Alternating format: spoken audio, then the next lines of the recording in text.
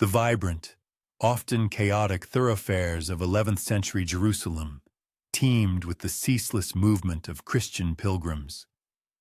Their faces, etched with the weariness of months of arduous travel across unforgiving and often hostile lands, told tales of unwavering faith and immense hardship. For the city's Muslim residents, these foreign visitors presented a complex reality, embodying both a promising stream of economic opportunity and an ever-present potential for social and political disruption. For these intrepid pilgrims, the very act of reaching the holy city represented the pinnacle of a spiritual quest, a journey that had profoundly tested the limits of their devotion, relentlessly depleted their financial resources, and frequently left their bodies broken. Many arrived at the gates of Jerusalem in desperate states, sick, gravely injured, or utterly destitute, having succumbed to the dangers of marauding bandits, the ravages of disease, or simply the brutal, unforgiving nature of medieval travel. It was amidst this pervasive environment of profound human suffering and urgent necessity that a shrewd group of Italian merchants hailing from Amalfi perceived a compelling dual calling, a clear moral imperative intertwined with a distinct practical requirement. Around 1048, these Amalfitan traders laid the groundwork for what would eventually evolve into the renowned Hospital of St. John. Initially conceived as a humble hospice dedicated solely to the care of Christian pilgrims, these astute merchants, who maintained robust commercial ties with Jerusalem through their extensive Mediterranean trading networks, possessed an intimate understanding of the perilous conditions confronting their fellow Christians. This nascent charitable foundation initially operated under the overarching authority of the Benedictine monastery of Santa Maria Latina. Its primary focus remained steadfastly on providing basic medical care, sustenance, and shelter to the most vulnerable. Yet, the gradual transformation of this modest hospice into an institution of far greater significance and reach truly began with the opportune arrival of Brother Gerard. His origins, however, remain tantalizingly veiled in the immel mists of historical uncertainty, with some historical accounts suggesting he hailed from Amalfi, while others propose his roots lay in distant Provence, or even within the Holy Land itself. Despite the lingering questions surrounding his early life, one truth emerges with undeniable clarity. Gerard possessed an extraordinary combination of sharp administrative acumen and an unshakable, profound commitment to tirelessly serving the sick and the impoverished. Under his inspired and dynamic leadership, the hospital embarked upon a remarkable period of expansion, systematically broadening its operations and meticulously developing a far more sophisticated and effective organizational structure. Gerard's innovative approach to charitable work stood in stark contrast to the conventional monastic models prevalent in his era. Rather than merely offering temporary solace or fleeting relief, he envisioned and diligently worked towards establishing a comprehensive system of holistic care, meticulously designed to address the entire spectrum of pilgrim needs with foresight and compassion. The hospital's burgeoning staff, initially a pragmatic blend of both clergy and dedicated lay individuals, progressively developed highly specialized roles. Some members meticulously focused on providing medical treatment, while others diligently managed the intricate processes of food preparation and distribution. Still others skillfully oversaw the institution's rapidly expanding financial resources and its ever-growing portfolio of property holdings. This remarkably practical and efficient division of labor vividly underscored Gerard's profound understanding that truly effective charity demanded systematic organization and meticulous planning, rather than merely relying on well-meaning but often insufficient good intentions. Consequently, the hospital's burgeoning reputation for delivering exceptional care swiftly permeated throughout the Christian world, drawing in an increasing stream of both desperate patients and generous benefactors alike. Wealthy pilgrims, deeply moved by the institution's mission, and influential local nobles began to bestow substantial donations, endowing the hospital with valuable landed property, considerable monetary gifts, and crucial legal privileges. These invaluable contributions empowered Girard to significantly expand the hospital's physical infrastructure, leading to the construction of additional wards, larger kitchens, and essential storage areas, all designed to comfortably accommodate the steadily growing number of patients seeking succor. Beyond financial and material support, the institution's undeniable success also served as a powerful magnet, attracting dedicated individuals who felt compelled to consecrate their lives to serving the sick. These compassionate souls gradually coalesced into a burgeoning community of brothers, bound together by a shared, noble purpose, even if not yet formally by solemn religious vows. However, the political landscape of 11th century Palestine presented a formidable tapestry, woven with both promising opportunities and significant challenges for Girard's rapidly expanding operation. The Fatimid Caliphate's grip over Jerusalem was becoming increasingly precarious and tenuous, as various assertive Muslim factions vied fiercely for influence, while powerful Byzantine and Western Christian interests exerted relentless pressure from the north and west. This inherent political instability, though fraught with peril, paradoxically created a complex environment where astute religious institutions could sometimes skillfully negotiate favorable arrangements with multiple competing authorities. Yet, this very fluidity also meant that the security of their operations and the sanctity of their hard-won privileges remained perpetually uncertain, hanging by a thread in the ever-shifting winds of power. Girard, a figure of remarkable foresight, demonstrated considerable diplomatic skill in navigating these treacherous political waters. He meticulously maintained cordial and respectful relations with Jerusalem's Muslim authorities, while simultaneously cultivating robust support from influential Christian merchants, devout pilgrims, and respected clergy. This delicate and intricate balancing act demanded an almost superhuman attention to local sensitivities and a thorough, nuanced understanding of the myriad political currents ceaselessly flowing through the volatile region. Indeed, the hospital's remarkable success in steadfastly maintaining its vital operations throughout this profoundly turbulent period stood as a powerful testament to Girard's extraordinary political acumen, proving it to be as instrumental as his unwavering charitable dedication. The arrival of the First Crusade in 1099 heralded a momentous watershed in the hospital's unfolding narrative.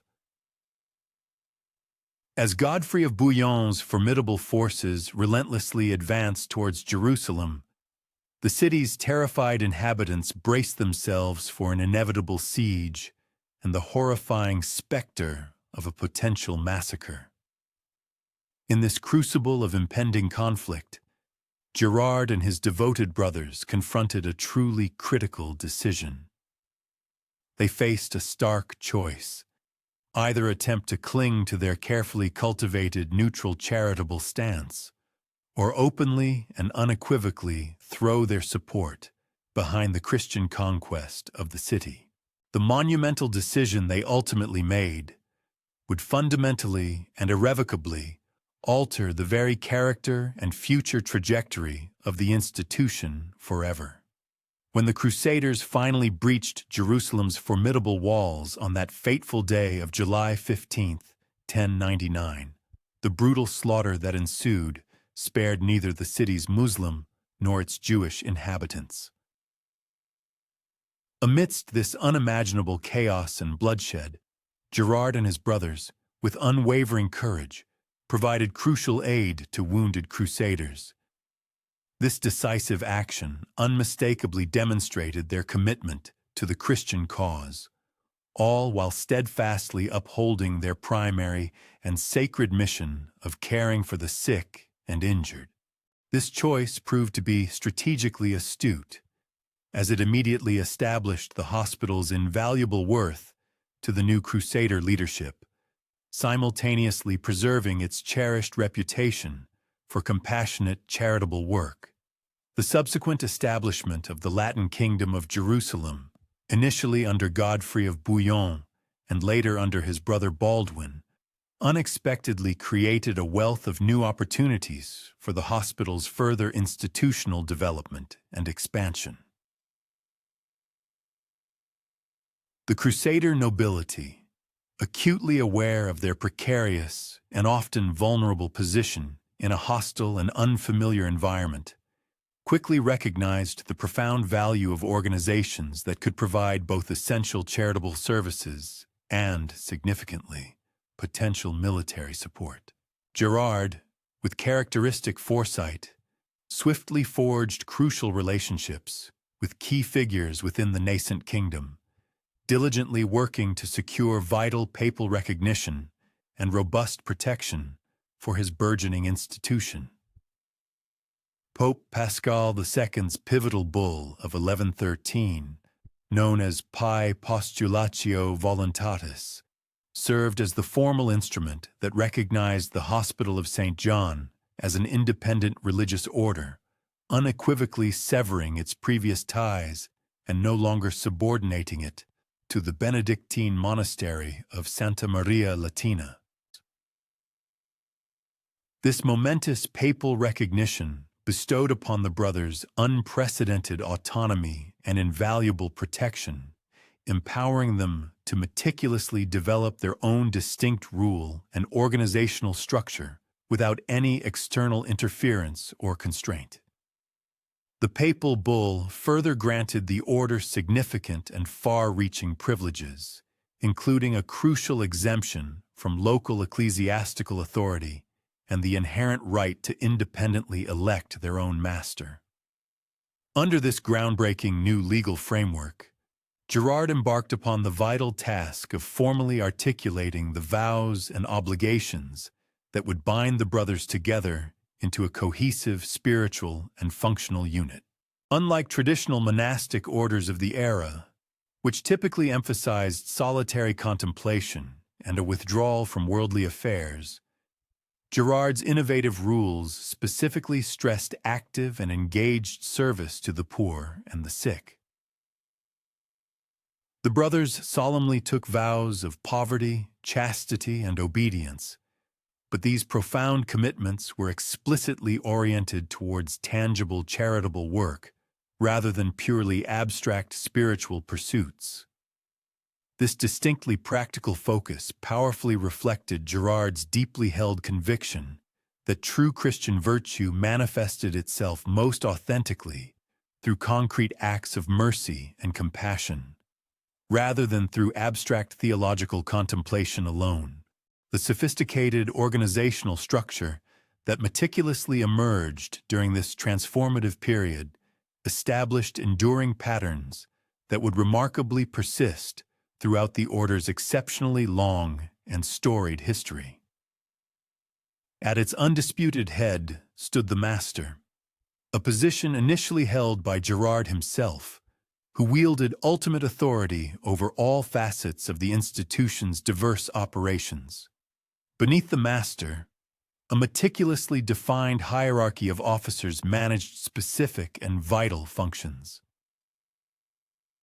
The prior diligently supervised religious observances and meticulously upheld internal discipline, The treasurer skillfully handled all complex financial matters. The hospitaller, a crucial role, oversaw all aspects of patient care, and, significantly, the marshal coordinated security and managed the intricate logistics, hinting at the evolving multifaceted nature of the order. This intelligent division of responsibilities empowered the order to efficiently manage its increasingly complex operations, while steadfastly maintaining a unified command structure and a clear, singular purpose. The brothers themselves hailed from remarkably diverse backgrounds, a testament to the order's pragmatic and inclusive approach to recruitment.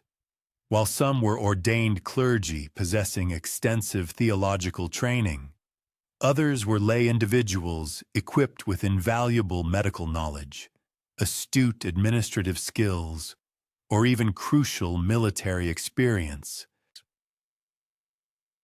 This inherent diversity fostered a truly unique institutional culture that profoundly valued competence and unwavering dedication above traditional markers of religious status.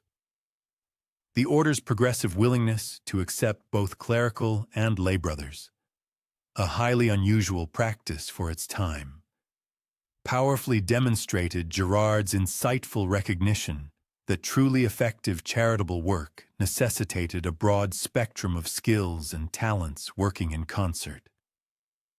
The meticulously crafted rule that governed the brothers' daily lives emphatically emphasized discipline, profound humility, and selfless service. Each day commenced with communal prayer, a spiritual grounding, and seamlessly transitioned into assigned duties that might encompass tenderly tending to patients, diligently preparing nourishing food, meticulously managing the institution's finances, or painstakingly maintaining the hospital's extensive physical facilities. The brothers themselves partook of simple meals, wore unadorned clothing, and resided in modest quarters, all reflecting their solemn vow of poverty. However, this personal austerity was consistently balanced by the order's unwavering commitment to providing the absolute best possible care for their patients, who frequently received food, bedding, and medical attention that was demonstrably superior to what the brothers themselves selflessly enjoyed. With the Crusader states firmly establishing their dominion across the Levantine coastline, the venerable Hospital of St. John commenced a significant broadening of its charitable endeavors, extending far beyond the confines of Jerusalem. Fresh establishments swiftly materialized in strategically important urban centers such as Antioch, Tripoli, and various other prominent locales. Each of these nascent branches meticulously tailored its operational framework, derived from the foundational blueprint, to harmoniously integrate with specific local exigencies and community requirements. These interconnected auxiliary facilities diligently upheld robust lines of communication with their principal administrative center, the Mother House situated in Jerusalem. This intricate web effectively forged a cohesive consortium of benevolent societies, strategically poised to synchronize their humanitarian undertakings and judiciously pool their invaluable assets whenever circumstances dictated such collaborative action. The incremental transformation of the order into a more martial entity commenced, fundamentally, as a pragmatic and indispensable reaction to the pervasive and escalating security predicaments that continually beleaguered the nascent Crusader states. Despite Brother Girard's initial, unadulterated philanthropic ethos, which had singularly prioritized acts of compassion and succor, the stark and often brutal realities of existence within a fiercely disputed frontier territory inexorably rendered a robust military capacity not merely advantageous, but profoundly imperative for survival.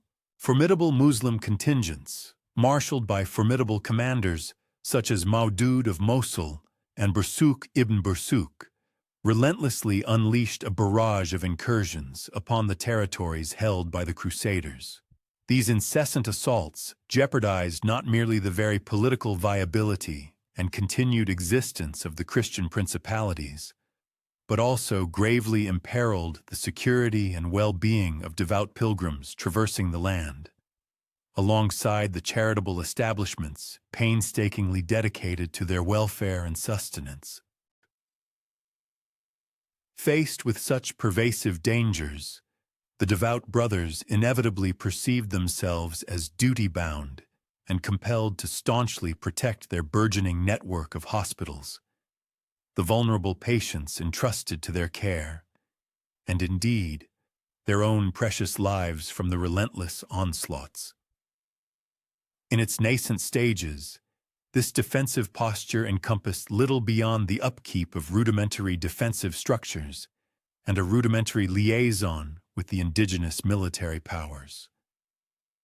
Nevertheless, commensurate with the burgeoning prosperity and escalating sway of the order, there arose a corresponding rise in the collective anticipation that it would render a more substantial and proactive contribution to the overarching collective defense of the realm. Affluent benefactors, recognizing the evolving imperative, commenced bestowing upon the order invaluable provisions of martial gear and expertly trained cavalry mounts. Concurrently, the brothers themselves embarked upon a diligent acquisition of the requisite proficiencies and tactical acumen essential for engaging in armed conflict. This profound military metamorphosis unfolded in a measured, protracted manner, devoid of any explicit or formal proclamation. Individual brothers, driven by necessity, progressively mastered the intricacies of wielding diverse armaments and donning protective armor, initially for strictly defensive contingencies. However, this proficiency increasingly shifted towards active and direct engagement in extensive military expeditions. Furthermore, the Order's expanding dominion of properties, many strategically situated in pivotal geographical junctures, organically developed into an interconnected sequence of formidable defensive strongholds, inherently capable of providing crucial logistical and operational support for more expansive military endeavors. The solemn vows of unwavering obedience embraced by the brothers, coupled with their rigorously disciplined communal existence, intrinsically rendered them exceptionally potent military resources. This unique synergy masterfully fused profound religious conviction with unparalleled organizational unity. The profound shift from an exclusively philanthropic body to a hybrid military charitable institution mirrored more expansive and fundamental alterations in the Crusader state's overarching methodology for ensuring both their continued existence and their territorial aggrandizement. The initial triumphant subjugation of the Holy Land had predominantly hinged upon fleeting surges of zealous fervor and an abiding faith in divine intervention. Yet, the attainment of enduring prosperity and sustained dominion necessitated the establishment of robust, permanent institutional frameworks, meticulously engineered for the protracted exertion of effort across successive generations. In this context, venerable religious orders, exemplified by the Hospital of Saint-John, with their unwavering, perpetual dedication and extensive transnational support mechanisms, presented viable and often superior remedies to complex challenges that conventional secular establishments frequently found themselves ill-equipped to effectively manage. Consequently, as the 11th century drew to its close, The Hospital of St. John had profoundly transmuted from its humble origins as a modest sanctuary for wayfaring pilgrims into a preeminent religious order, wielding considerable political, economic, and martial leverage throughout the entirety of the Crusader states.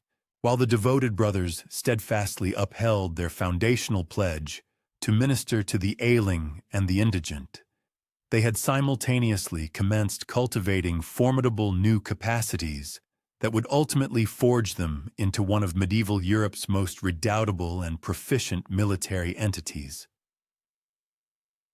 This inherent dichotomy, simultaneously benevolent and bellicose, devout and pragmatic, would indelibly etch the order's identity for countless epochs, engendering both propitious circumstances and inherent frictions that would intricately mold its extraordinary chronicle.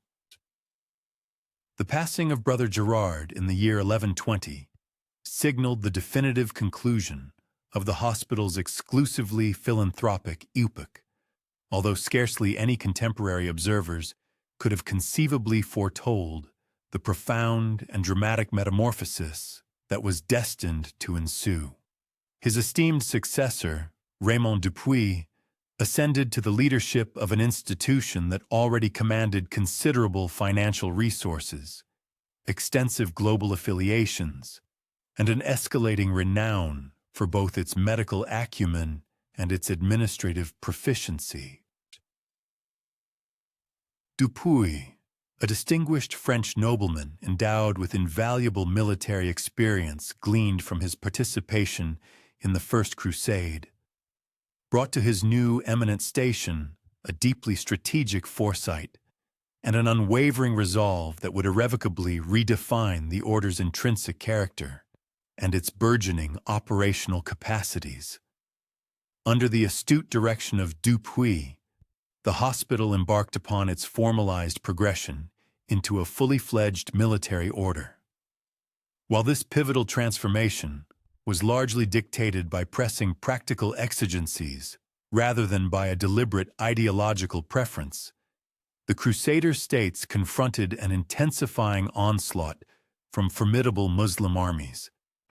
These forces had, with increasing efficacy, begun to synchronize their strategic endeavors under the sagacious leadership of commanders such as Ilghazi of Mardin and Balak ibn Bahram. These astute Muslim strategists acutely comprehended that the continued viability of the Christian enclaves was intrinsically contingent upon the preservation of unassailable communication arteries linking their principal urban centers, alongside guaranteeing unhindered and secure transit for the multitude of pilgrims and merchants whose vital economic contributions served as the very lifeblood sustaining the Crusader economy. The systematic process of militarization formally commenced with Dupuy's groundbreaking institutionalization of distinct military ranks, meticulously integrated within the established hierarchical structure of the order. The pivotal office of marshal, traditionally focused predominantly on the intricate domains of logistics and provisions, underwent a significant expansion, its responsibilities now encompassing sophisticated tactical foresight and direct combat command. Brothers who possessed prior military expertise from their lives predating their monastic vows discovered themselves actively engaged in imparting rigorous instruction to newly enlisted recruits, encompassing proficiency in handling various armaments, expert horsemanship, and the disciplined execution of battlefield maneuvers. The diverse properties belonging to the order, especially those strategically positioned along vital commercial arteries or in close proximity to fiercely disputed borderlands, began to undergo methodical and extensive enhancements to their defensive capabilities.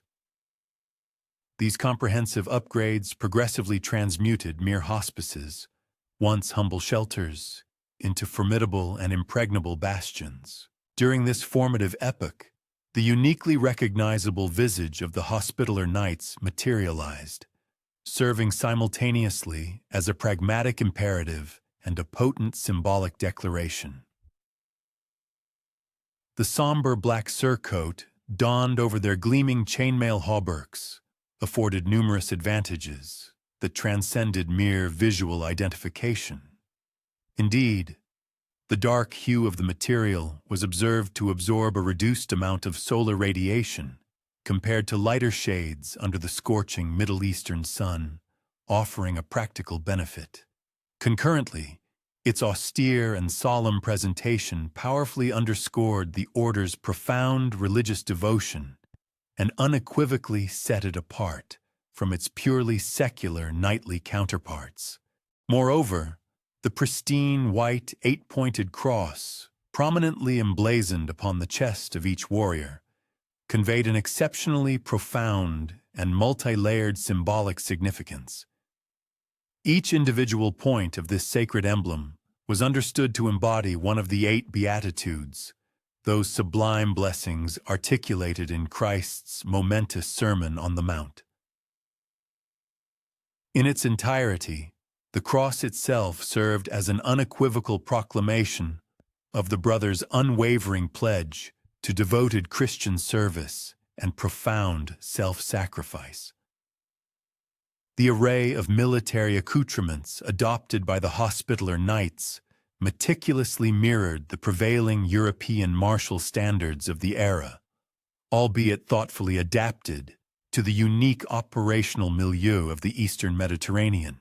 Their principal offensive instrument consistently remained the formidable lance, characteristically ranging from 12 to 14 feet in impressive length, and invariably furnished with a robust steel point, specifically engineered to pierce both the resilient mail armor and the comparatively lighter defensive coverings commonly favored by Muslim cavalry forces.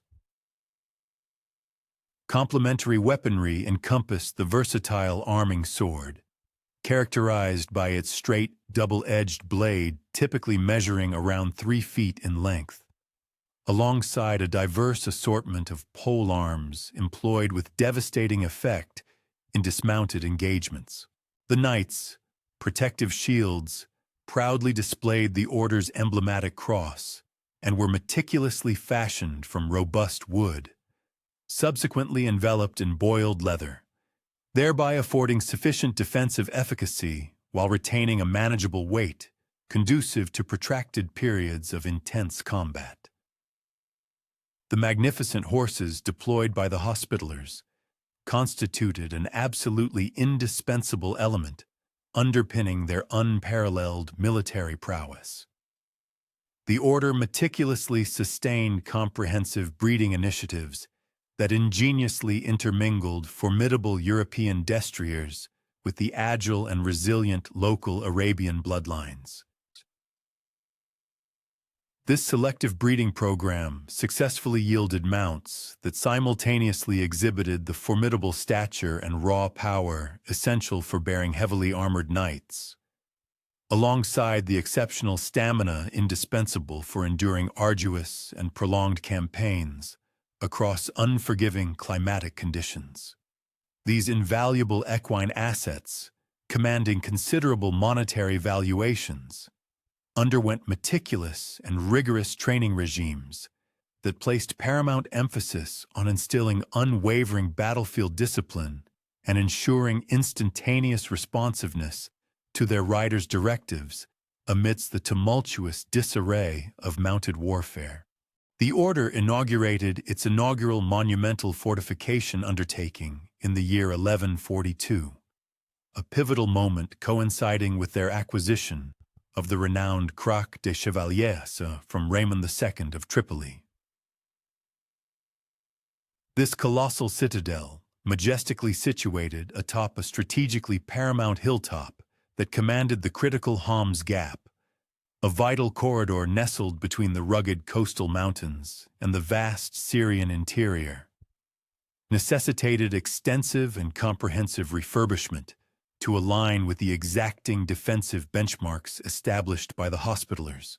The devoted brothers channeled prodigious resources into systematically augmenting the castle's formidable defensive capacities, painstakingly erecting concentric layers of robust walls, numerous towering bastions, and ingenious, sophisticated water management infrastructures.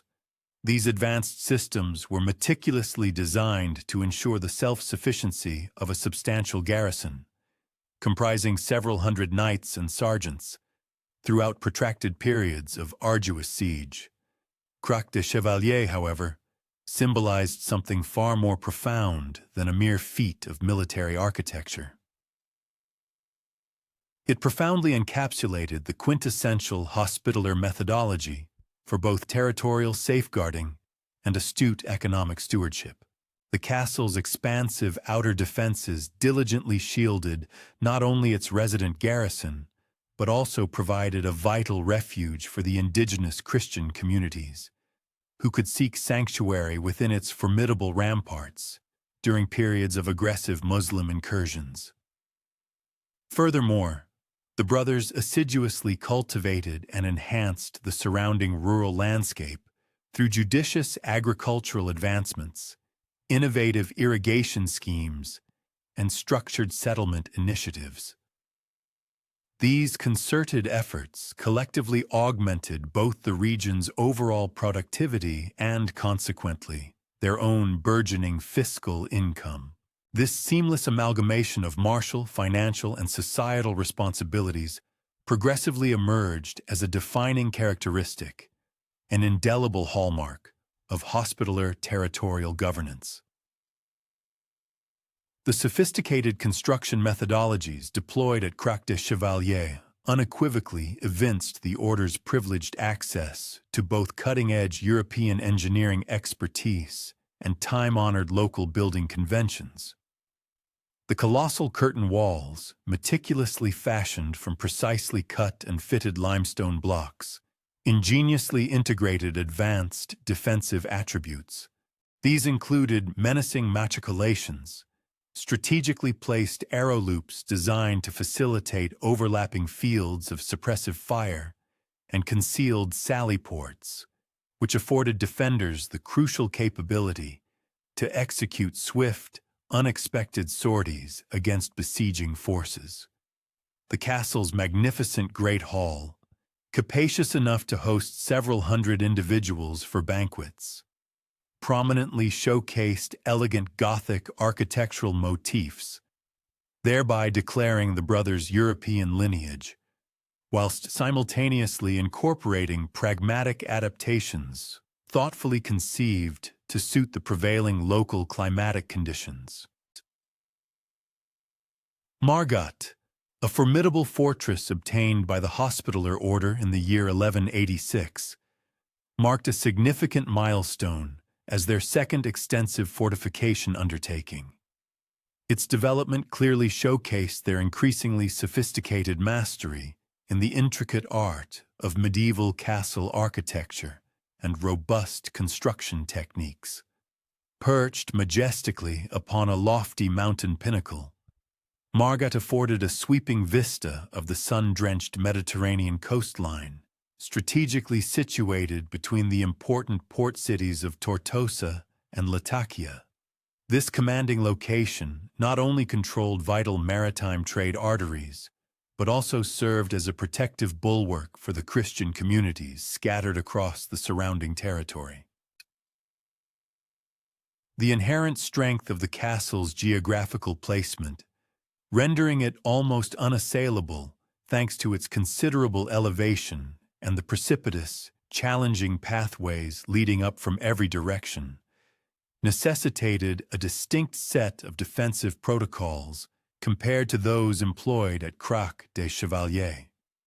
Nevertheless, its operational roles mirrored those of its renowned counterpart, functioning both as an indomitable military bastion and a central administrative hub for the Order's regional affairs.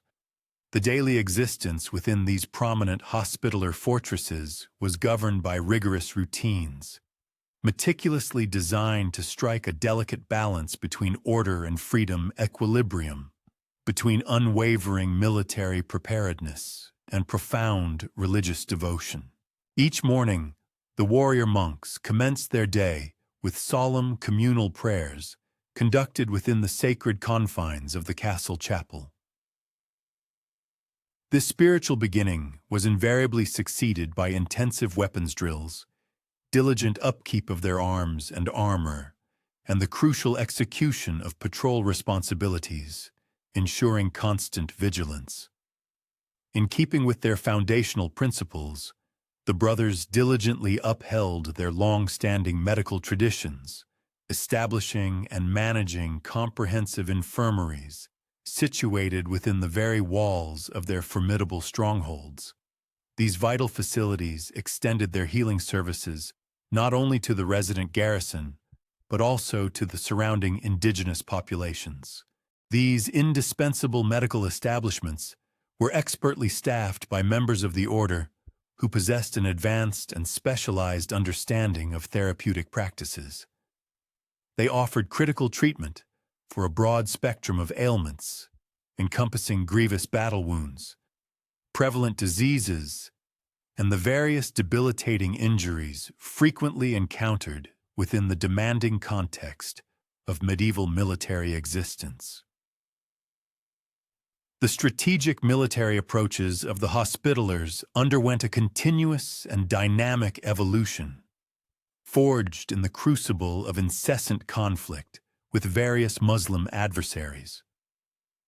These opposing forces typically utilized distinct operational methodologies and weaponry, often diverging significantly from those favored by their European counterparts. Muslim military formations frequently placed considerable emphasis on the prowess of mounted archers, who expertly wielded composite bows to relentlessly harry and disrupt enemy formations from a safe distance. Their preferred modus operandi involved skillfully evading direct, close-quarters melee engagements whenever feasible.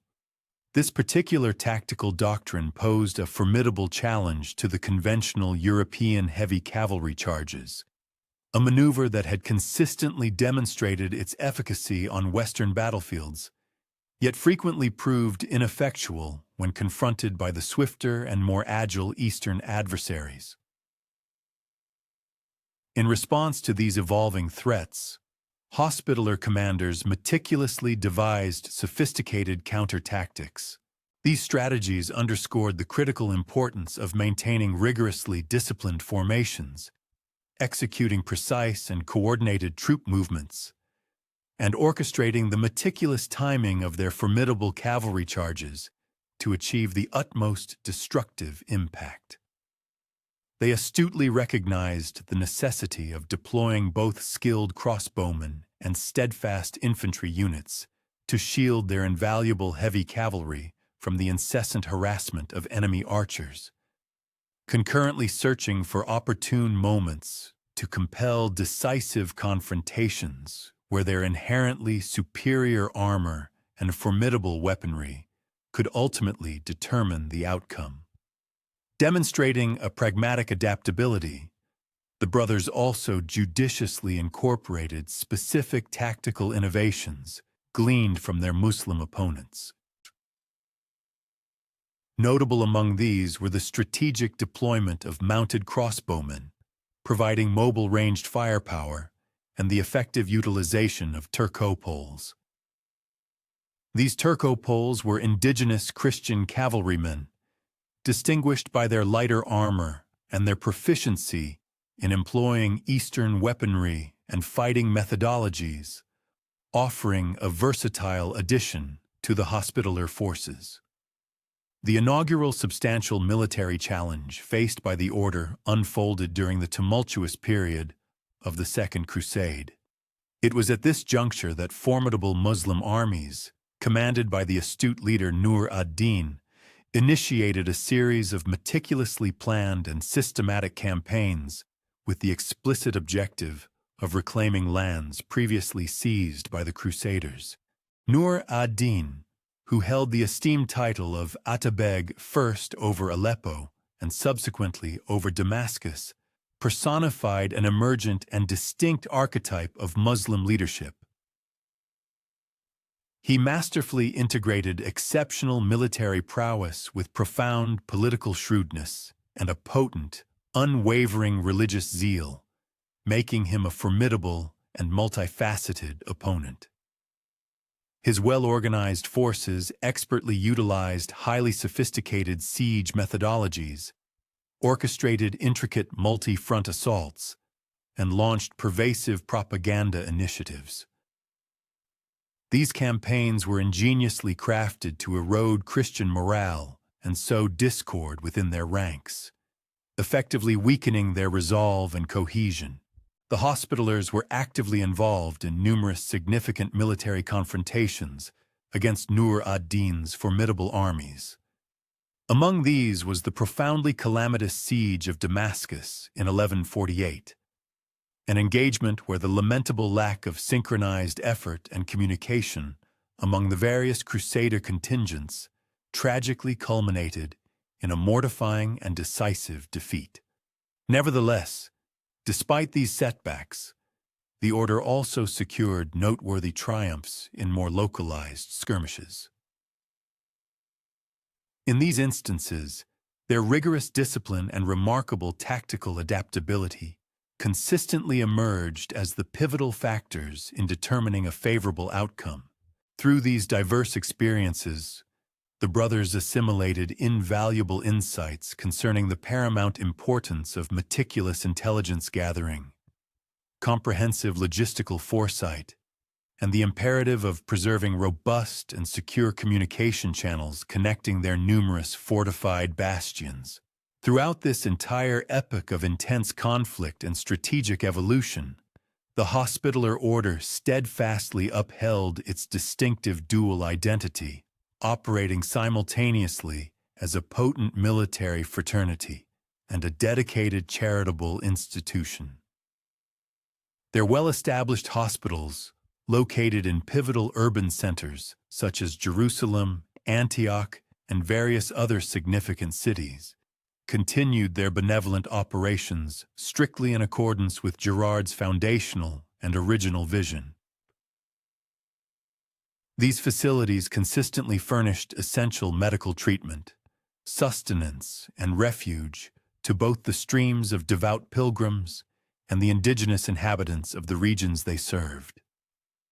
The order's profound medical acumen, significantly enriched and refined through invaluable interactions with the sophisticated Islamic and Byzantine medical traditions, elevated their hospitals to the status of being among the foremost and most progressive healthcare establishments throughout the entire medieval world. The brothers cultivated an exceptionally sophisticated and comprehensive grasp of intricate surgical methodologies, advanced pharmaceutical compounding, and effective disease management protocols. This accumulated knowledge and practical skill demonstrably exceeded the prevailing medical understanding prevalent across contemporary European societies. Their exemplary hospitals were distinguished by the inclusion of distinct wards, specifically designated for varying categories of patients. They also boasted specialized amenities dedicated to the critical events of childbirth and complex surgical procedures, alongside expansive pharmaceutical gardens. Within these carefully tended enclosures, they assiduously cultivated a wide array of medicinal flora sourced from the diverse botanical landscapes spanning the entire Mediterranean world. This extraordinary depth of medical proficiency proved immensely advantageous, not solely for the execution of their humanitarian objectives, but equally crucial for safeguarding the robust health and ensuring the sustained combat effectiveness of their formidable military contingents. The substantial financial wherewithal indispensable for sustaining both their expansive charitable endeavors and their significant military formations demanded an exceptionally sophisticated approach to economic stewardship. To meet these considerable demands, The Hospitallers meticulously cultivated extensive property portfolios across the breadth of Europe. These holdings reliably generated consistent revenue streams derived from agricultural leases, astute commercial investments, and generous contributions from affluent patrons and benefactors.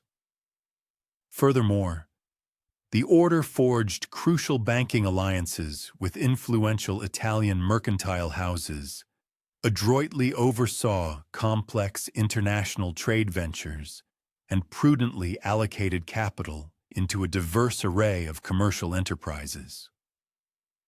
These strategic economic activities consistently yielded substantial revenues, specifically earmarked to underpin and sustain their extensive operations in the eastern lands. This intricate and expansive economic infrastructure empowered the order to sustain formidable military contingents. These forces comprised not merely their dedicated brother knights, but also encompassed sergeants, the specialized Turcopoles, and even various mercenary troops, judiciously enlisted for particular military campaigns when strategic necessity dictated. The brothers meticulously engineered highly detailed and efficient logistical systems, specifically designed for the continuous provisioning of their fortified castles and their mobile field armies. These systems ensured a steady flow of vital provisions, including foodstuffs, an extensive array of weaponry, protective armor, war horses, and all other indispensable necessities for sustained operations.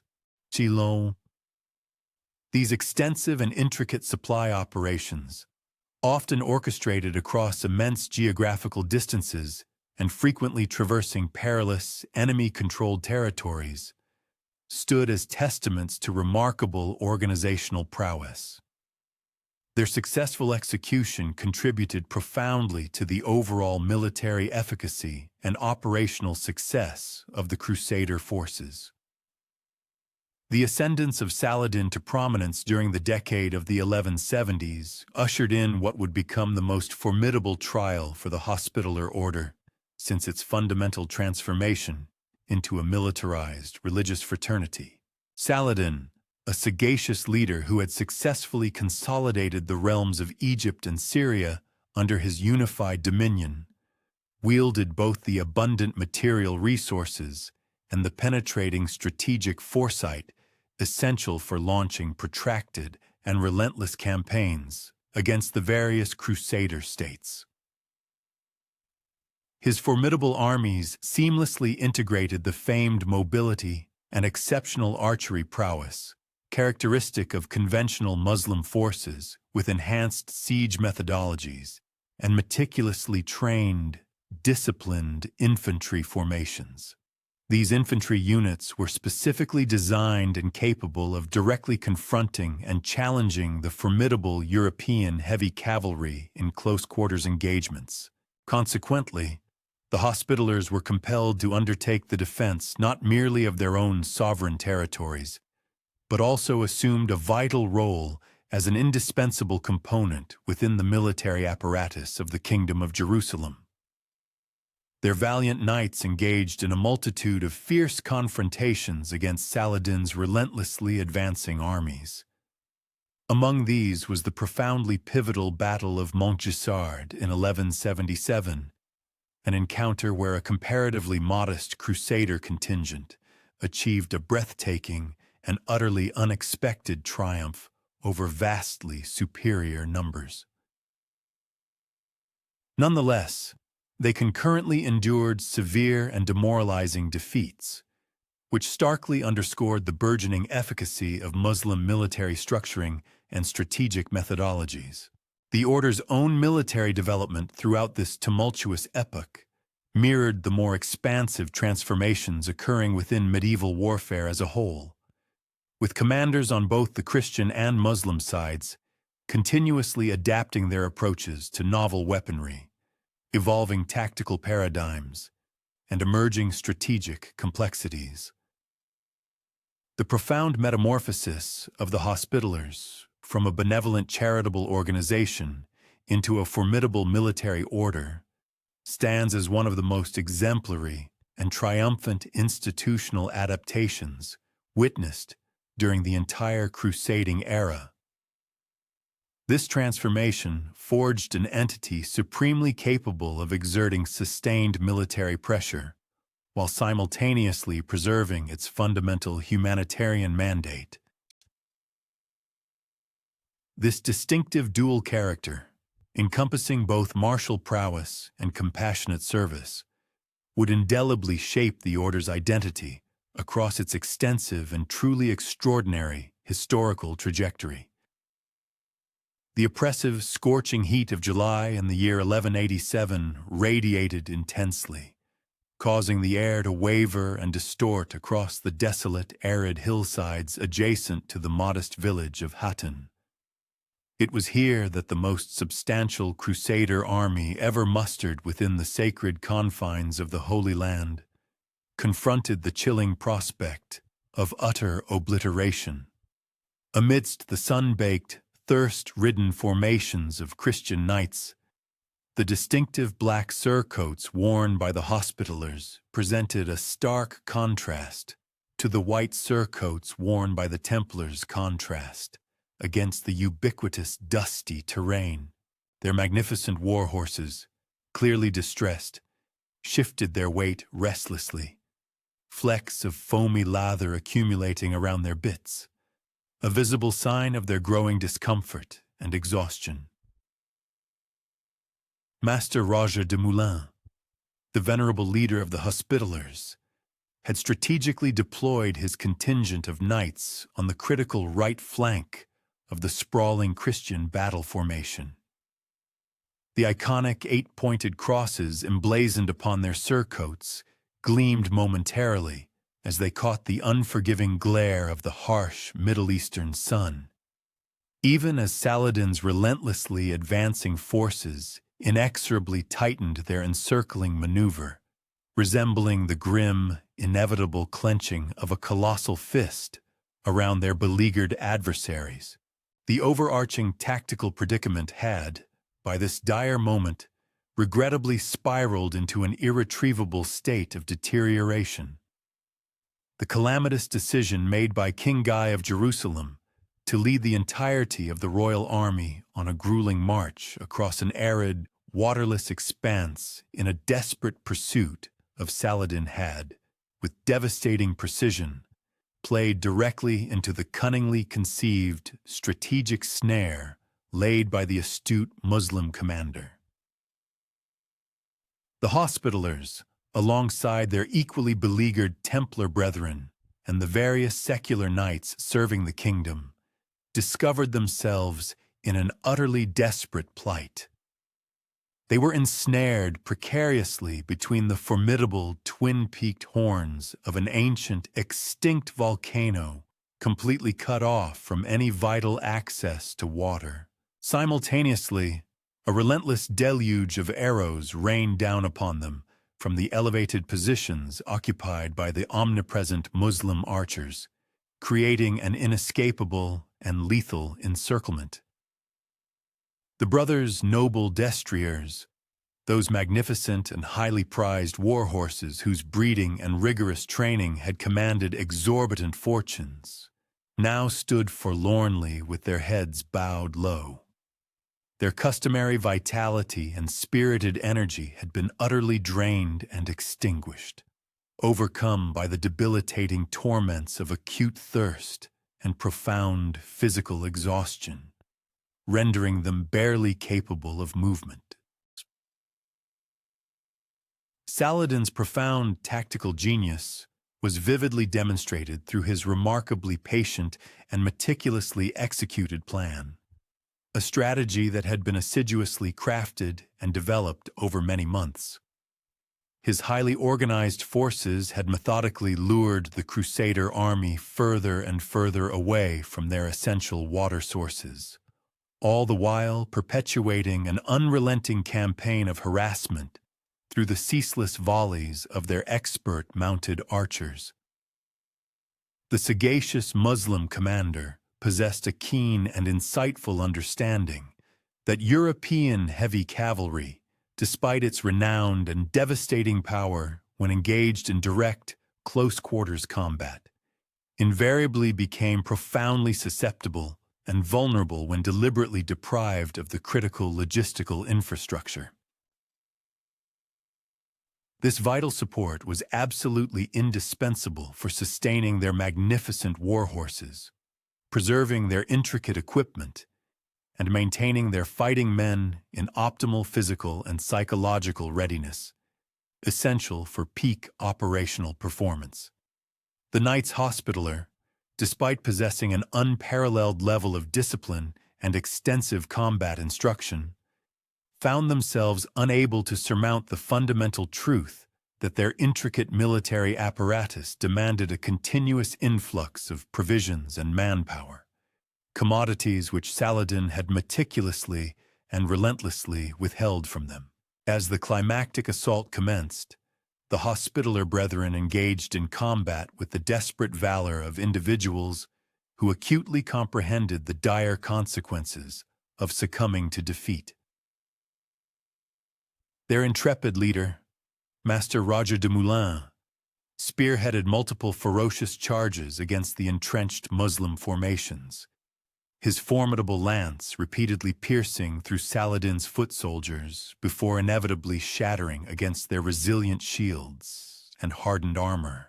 The knights fought with remarkable cohesion in their tightly knit ranks, their rigorous training unmistakably evident in the synchronized maneuvers that preserved the integrity of their formations, even as individual warriors succumbed to a relentless barrage of arrows, thrusts from spears, and the slicing blows of curved swords.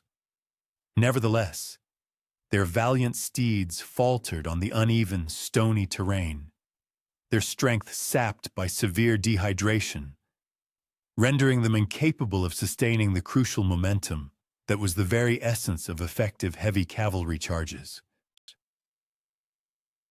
The final rupture in their lines manifested with shocking suddenness when King Guy's royal pavilion, which had served as the paramount rallying point for the beleaguered Christian resistance, was finally overrun by the surging Muslim forces.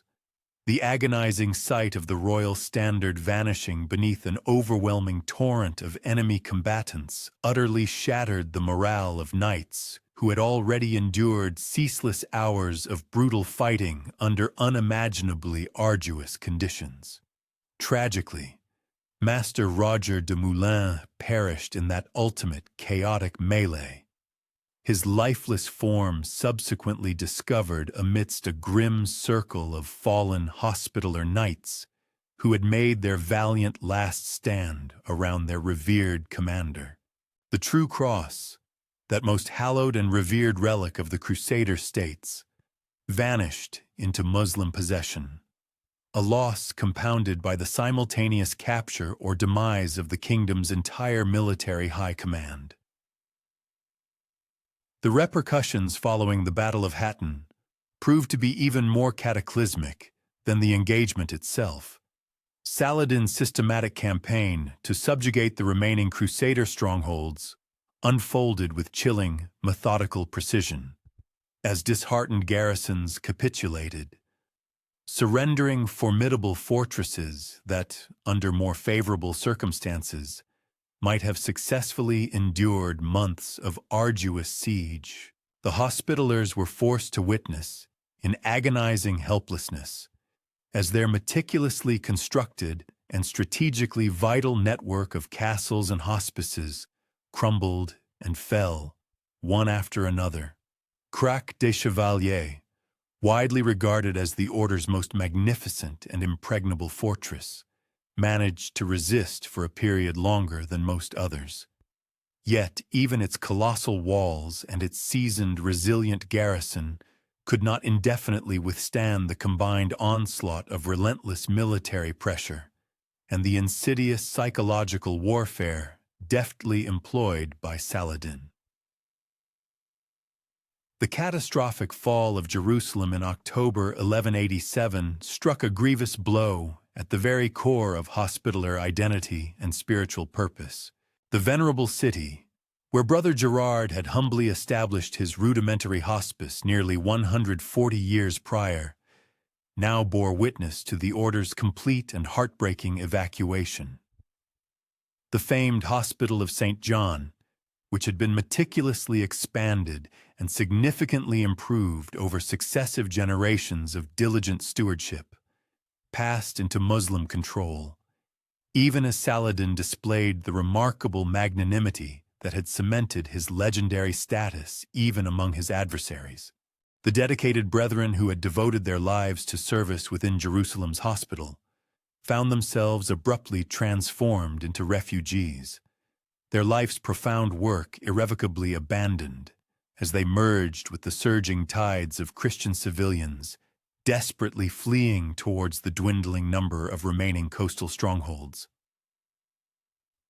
The order's gravely diminished leadership, severely crippled at Hattin and further depleted during the subsequent sieges, was confronted with the truly Herculean endeavor of reconstructing their shattered organization amidst the most profoundly adverse circumstances imaginable.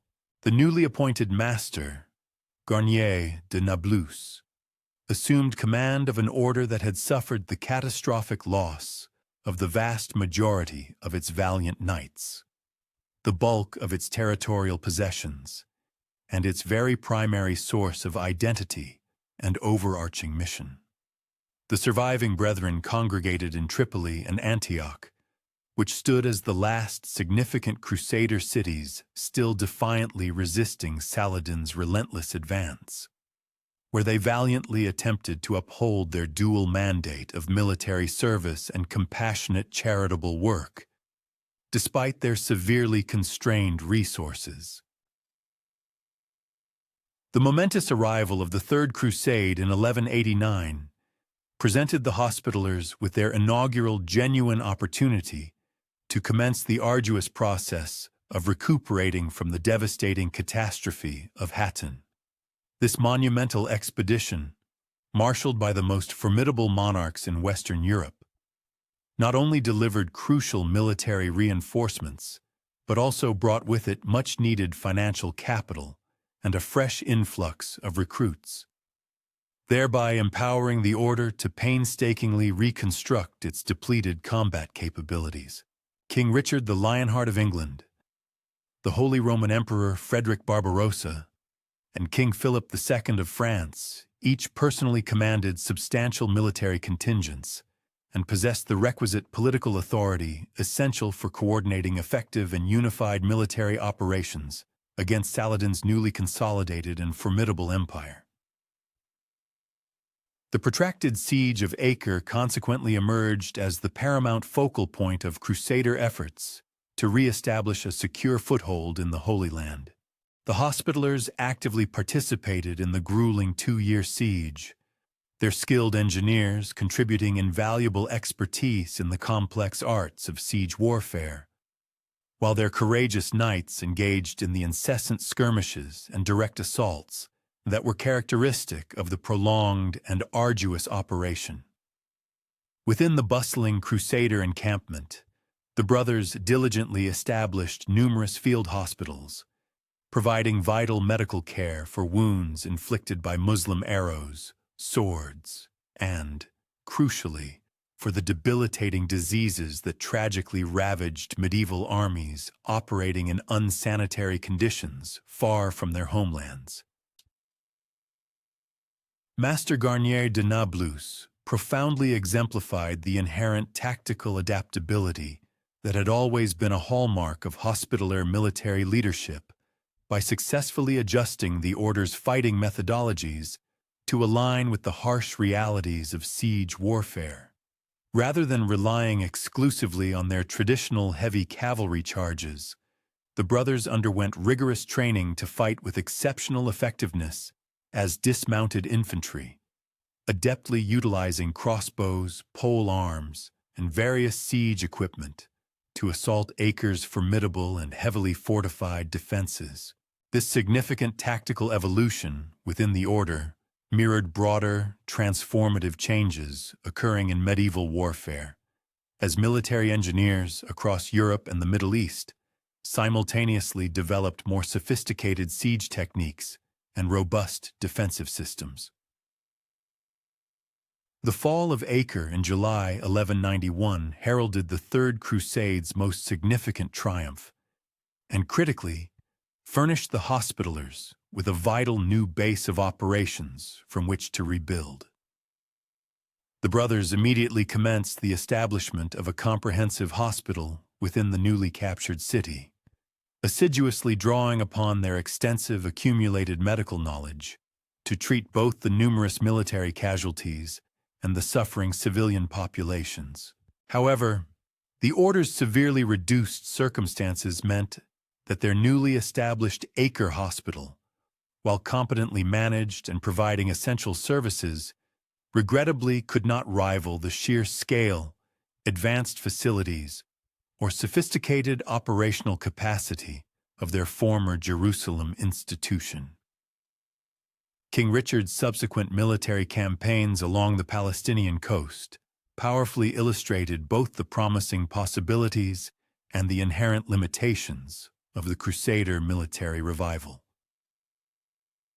The Hospitallers played a pivotal role in the stunning victory at Arsuf in September 1191, where disciplined heavy cavalry charges decisively shattered Saladin's main field army and spectacularly restored Christian confidence in their revitalized military capabilities. Master Garnier de Nablus personally led his knights in the decisive assault that ultimately broke Muslim resistance, their distinctive black surcoats emblazoned with white crosses forming a visually striking and unforgettable formation that Muslim chroniclers later recalled with grudging yet undeniable respect. Nevertheless, the Third Crusade's ultimate failure to successfully recapture Jerusalem underscored the profound and irreversible changes that had irrevocably altered the strategic balance of power between Christian and Muslim forces. Saladin's brilliant consolidation of Egypt and Syria under a unified command provided him with an unparalleled wealth of resources and strategic depth that individual Crusader states simply could not hope to match. The Hospitallers, with pragmatic foresight, recognized that their future lay not in ambitious campaigns of grand reconquest, but rather in the patient, steadfast defense of their remaining Christian territories and the unwavering continuation of their vital charitable mission under increasingly perilous circumstances. The Order's astute adaptation to these challenging new realities necessitated significant organizational restructuring that directly reflected their diminished territorial holdings and constrained military capabilities. The brothers strategically concentrated their remaining precious resources on defending the most strategically critical positions, while, often painfully, gradually abandoning less defensible and isolated outposts.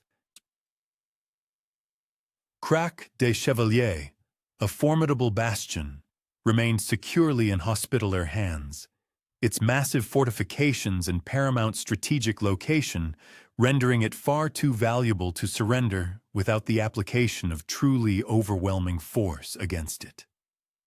The urgent development of new and diversified revenue streams became absolutely crucial for the Order's long-term survival, particularly as they had lost the extensive landed properties in the Holy Land that had previously provided the primary financial support for their expansive operations. Consequently, the Hospitallers significantly expanded their European holdings, meticulously establishing new commanderies in France, England, Spain, and various other kingdoms, where they could reliably generate income through agricultural rents, shrewd commercial investments, and generous donations from affluent patrons. These newly acquired Western properties rapidly evolved into the indispensable financial bedrock that enabled the order to sustain their vital Eastern operations, despite the substantial and painful territorial losses they had endured in the Holy Land.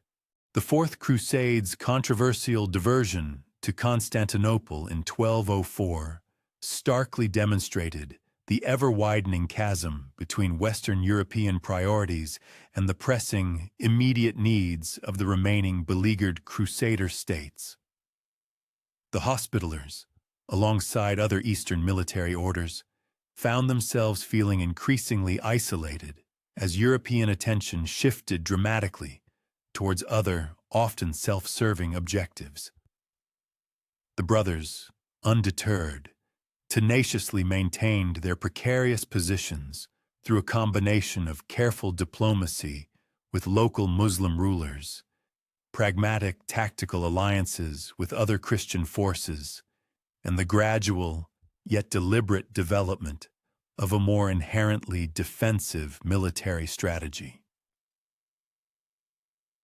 Throughout the tumultuous 13th century, the Hospitallers continuously confronted the unrelenting challenge of preserving their military effectiveness, even as their strategic position in the Levant continued its inexorable deterioration.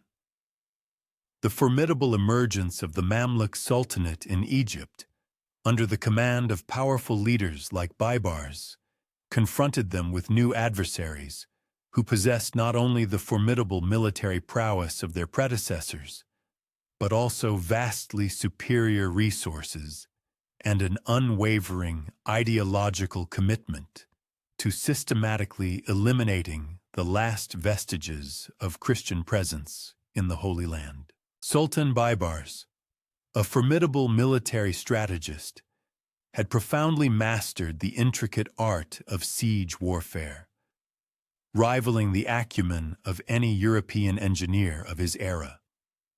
He consistently exhibited the unwavering patience and methodical resolve essential for systematically dismantling formidable Crusader strongholds through relentless and protracted military endeavors.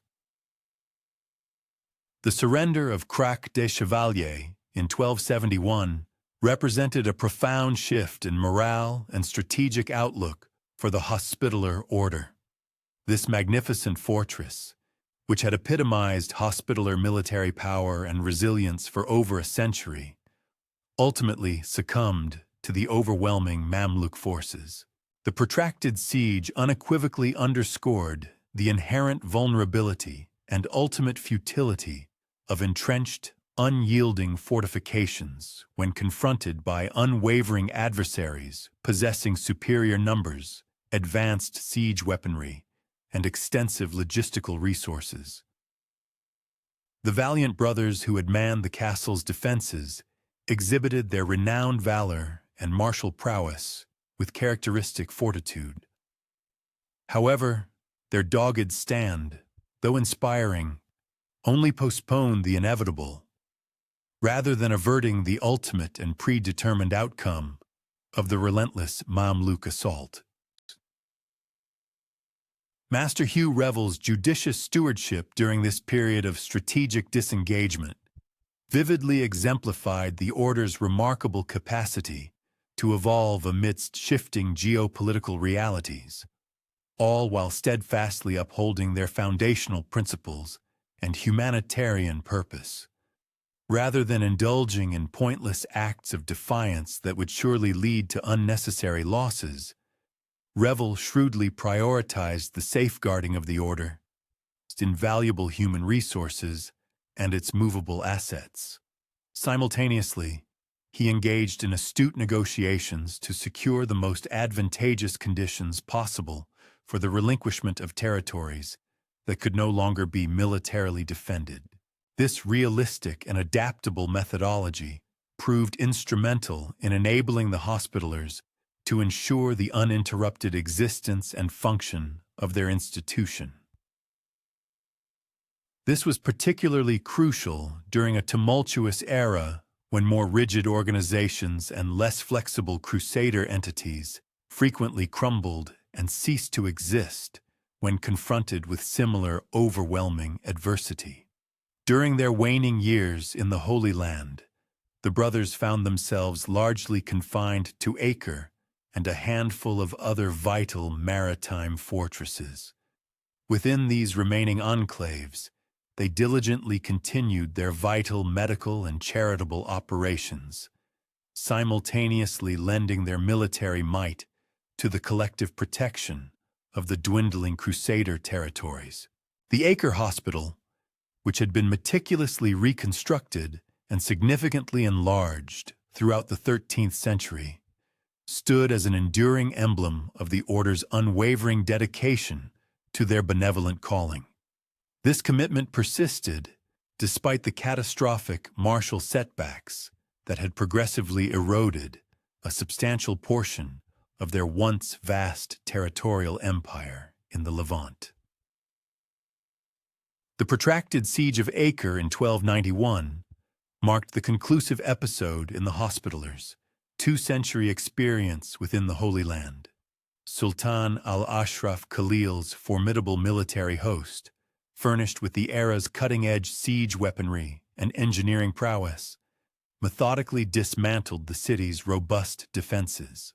Meanwhile, the beleaguered Christian garrison contested every inch with the fervent resolve of men who, with grim certainty, recognized the terminal nature of their resistance. Master Jean de Villiers courageously commanded the Hospitaller forces during this desperate final defense. His elite knights valiantly fought from the embattled ramparts and defensive structures as the formidable Mamluk artillery relentlessly pounded the venerable fortifications, systematically reducing them into fragmented debris. The eventual fall of Acre on May 18, 1291, irrevocably signified the culmination of a bicentennial period of Hospitaller establishment and influence in the Holy Land. The brothers who endured the concluding onslaught joined the wholesale exodus of Christian civilians and military personnel, embarking on ships and relinquishing the hospitals, churches, and fortifications that had profoundly shaped their very essence and purpose since the foundational days of Brother Gerard. Master Jean de Villiers, still visibly injured amidst the protracted hostilities, departed by sea from the Palestinian coast. He carried with him the stark realization that a momentous epoch in the order's institutional narrative had irrevocably concluded, leaving behind a legacy of sacrifice and enduring faith. The vessels facilitating this poignant withdrawal transported not only the surviving brothers, but also the meticulously amassed wealth, sacred artifacts, and comprehensive historical documents that embodied the collective historical consciousness of the institution. These invaluable materials, painstakingly safeguarded amidst the tumultuous chaos of evacuation, would subsequently furnish the bedrock for the Hospitallers' next phase of development, as they embarked on a search for new territories where they could continue their twofold imperative of military service and charitable endeavors. The relinquishment of the Levant, profoundly calamitous though it proved for the Hospitallers, would ultimately signify not the cessation of the order, its remarkable story, yet instead the inauguration of a new and similarly extraordinary epoch in their enduring saga. The Hospitallers, who wearily entered the port of Limassol in the summer of 1291, bore the vestiges of an order that had been stripped of all its territorial holdings and physical infrastructure, retaining only its indomitable will to persevere and its core mission. Master Jean de Villiers, yet convalescing from the grievous injuries suffered during Acre's final siege, occupied a prominent position aboard the flagship. As the distinctive white precipices of Cyprus became discernible on the horizon, the island's familiar outline offered a desperately needed haven. However, It simultaneously symbolized a precarious trajectory for an organization that had forged its identity over a bicentennial span through ceaseless warfare and dedicated charitable work in the Holy Land. The brothers who stepped ashore at the vibrant harbor of Limassol transported alongside their persons recovered valuables, hallowed artifacts, and comprehensive organizational records. Yet, they had been fundamentally divested of the geographic bedrock and extensive landed estates that had underpinned their expansive activities and sustained them since the very inception of their order under Brother Gerard. King Henry II of Cyprus extended a reception to the uprooted Hospitallers, a welcome characterized by a shrewdly measured benevolence. As a monarch, he deeply apprehended both the strategic utility of the order's formidable military presence and the prospective complexities and challenges their extensive settlement on his island might inadvertently create. The Lusignan dynasty had governed the island of Cyprus since Guy of Lusignan's procurement of the insular territory from the Templars in 1192.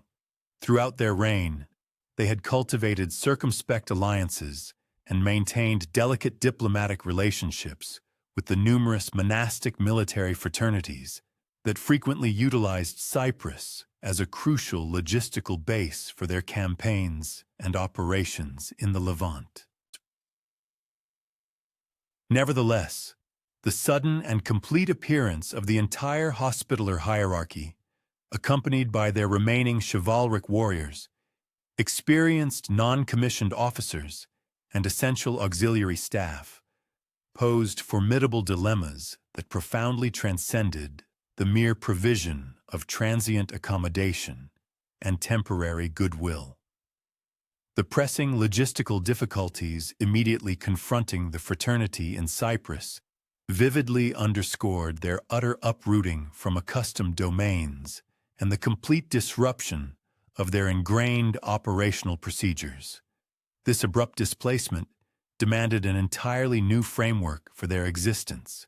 The brothers had not only been divested of their fortified strongholds and charitable institutions in the Holy Land, but also the vast web of agrarian estates, lucrative mercantile ventures, and indigenous affiliations that had sustained their expansive activities and provided essential revenue for successive eras. Master de Villiers thus found himself tasked with leading an institution that, paradoxically, held considerable readily available funds recovered from the fallen city of Acre, yet was devoid of the geographic foundation necessary to produce continuous income or to uphold their customary martial and philanthropic endeavors on a sustainable basis. The setting up of provisional accommodations in Limassol immediately laid bare the fraternity's diminished state, yet simultaneously showcased their renowned institutional efficacy and adaptability. The brothers ingeniously leased various structures across the urban landscape to house their personnel and equipment, resourcefully converting commercial storage facilities into improvised medical centers and repurposing domestic estates into managerial hubs. The recognizable presence of the black-cloaked warriors, traversing the constricted thoroughfares of Limassol, offered solace and confidence to the local Christian populations. Concurrently, it served as a clear declaration to prospective adversaries, unequivocally stating that the Hospitallers persisted as a potent martial entity, notwithstanding their recent relinquishment of lands and considerable losses. The order's initial paramount difficulty in Cyprus revolved around reconceptualizing their organizational raison d'etre, particularly without access to the pilgrimage thoroughfares to the Levant that had fundamentally validated their inception and guided their early charitable activities. The foundational concept espoused by Brother Gerard, focusing on tending to the spiritual and physical needs of Christian wayfarers traveling to Jerusalem, had furnished unequivocal guidance for the order's benevolent activities, while the protection of Latin holdings in the Holy Land had imparted a strategic rationale to their military development. Cyprus presented neither a substantial influx of devotees nor contested borders demanding urgent protection. This profound shift compelled the members to reevaluate core tenets concerning their very identity and overarching mission. Master de Villiers confronted these dilemmas by underscoring the fraternity's unwavering dedication to engaging in hostilities against Islamic forces whenever circumstances permitted, thereby maintaining their martial purpose. Concurrently, he emphasized upholding their philanthropic responsibilities to Christian communities across the broader Levant. In line with this renewed focus, the brothers inaugurated a medical facility within Limassol. This hospital diligently catered to both the indigenous inhabitants of the island and the continuous influx of displaced persons and refugees escaping the relentless Mamluk incursions in Syria and Palestine. Although this establishment was more modest in scale compared to their former Grand Hospital in Jerusalem, it nevertheless exhibited advanced medical expertise. This sophisticated knowledge had been meticulously amassed across 200 years of attending to martial traumas, prevalent ailments, and various afflictions typical of the medieval martial existence. The fiscal administration, imperative for maintaining activities in Cyprus, particularly in the absence of land-based income from their former territories, mandated substantial structural alterations within the institution's financial management. Consequently, the brothers instituted more methodical strategies for overseeing their continental estates. They fostered consistent dialogue with their regional administrative centers, known as commanderies, located in France, England, Spain, and other kingdoms, where they continued to possess considerable assets and properties. These Occidental landholdings, formerly perceived chiefly as founts for new members and provisions for Levantine campaigns, subsequently transformed into the fundamental bedrock for the order's perseverance and subsequent proliferation, becoming their primary economic engine. The governance framework that materialized during the Cyprus period mirrored both immediate pragmatic requirements and the fraternity's increasingly global composition.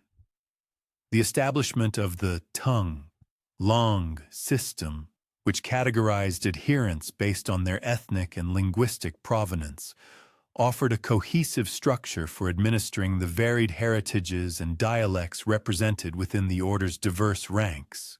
The French tongue, indicative of the order's genesis and the numerical superiority of Gallic aristocracy among its leadership, retained primacy in formal observances and ceremonial matters. However, it exercised co-equal executive power and shared practical authority with the Italian, German, English, Spanish, Aragonese, and Provençal langues. Every tongue chose its designated pillar or principal functionary, a chief officer who vigorously advocated for the concerns of their respective national contingent, while simultaneously providing particularized proficiency and specialized expertise to the fraternity's overarching governance. Notably, the French pillar held the esteemed office of Grand Hospitalier, a pivotal role responsible for upholding the institution's long-standing medical practices and philanthropic endeavors, ensuring the continuity of its foundational charitable mission. The Italian langue, a significant national division within the order, was consistently entrusted with the esteemed office of Grand Admiral, a testament to the unparalleled maritime proficiency and strategic naval acumen historically associated with Italian seafarers and their extensive experience across the Mediterranean Sea. Correspondingly, The German Lang was typically assigned the weighty responsibility of Grand Bailiff, a crucial role encompassing the oversight of all defensive structures, the intricate design of fortifications, and the execution of complex engineering endeavors essential for the order's military infrastructure. Concurrently, the various other national pillars meticulously administered distinct yet vital facets of the order's comprehensive military apparatus, including the intricate details of logistical planning, the meticulous organization of troops, and the delicate intricacies of diplomatic engagements with external powers. This ingeniously conceived national organizational framework proved instrumental in allowing the Hospitallers to effectively leverage the wide array of specialized talents, unique expertise, and substantial material assets contributed by their geographically dispersed and culturally varied international membership. Crucially, this system simultaneously ensured the preservation of a cohesive, centralized command structure and an unwavering, singular, overarching objective for the entire order. Indeed, the individual brothers hailing from these distinct Langs contributed a rich tapestry of differing military doctrines and combat methodologies, invaluable commercial networks spanning vast distances, and intricate political alliances forged through centuries of interaction. These diverse contributions collectively amplified the order's comprehensive operational capacities and strategic reach, making it a formidable and adaptable force on the international stage.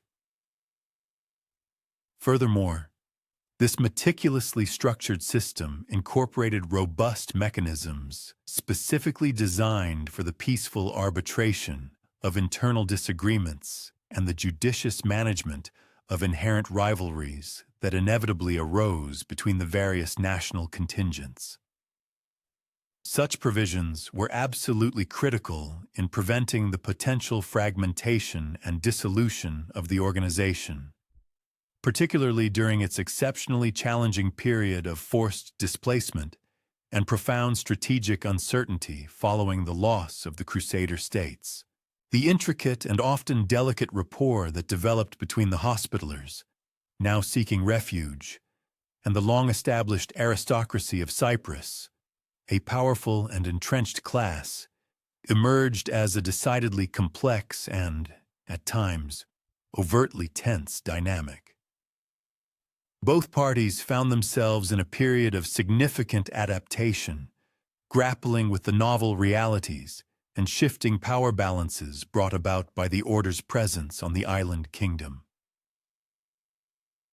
The Cypriot aristocracy, predominantly comprised of influential French families who had originally arrived with and subsequently consolidated their power alongside the ascendant Lusignan dynasty, regarded the formidable military orders with a nuanced blend of genuine admiration and deep-seated apprehension. While they unreservedly acknowledged and valued the Hospitallers' unparalleled military prowess and their extensive international networks, a palpable unease permeated their sentiments. This stemmed from a profound concern regarding the potential for autonomous, self-governing military organizations to inadvertently or intentionally undermine the sovereign authority of the monarchy and disrupt the meticulously structured social hierarchies that underpinned their established feudal system. In response to these divergent and often conflicting interests, King Henry II meticulously endeavored to strike a delicate equilibrium.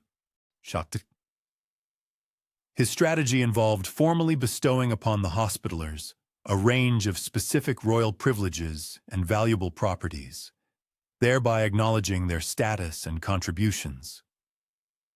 Simultaneously, he was careful to impose unequivocally clear restrictions and definitive boundaries upon the extent of their independent operational activities within his domain, ensuring that royal sovereignty remained paramount.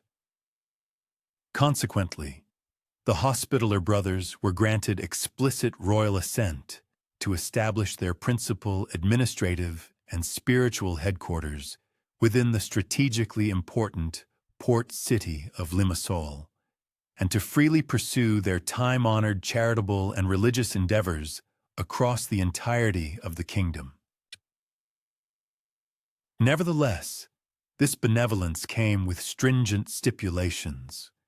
They were unequivocally expected to meticulously coordinate all their military operations with the designated royal authorities, and to unequivocally recognize and respect Cypriot sovereignty as the ultimate governing power over every aspect of their activities conducted within the kingdom's geographical confines.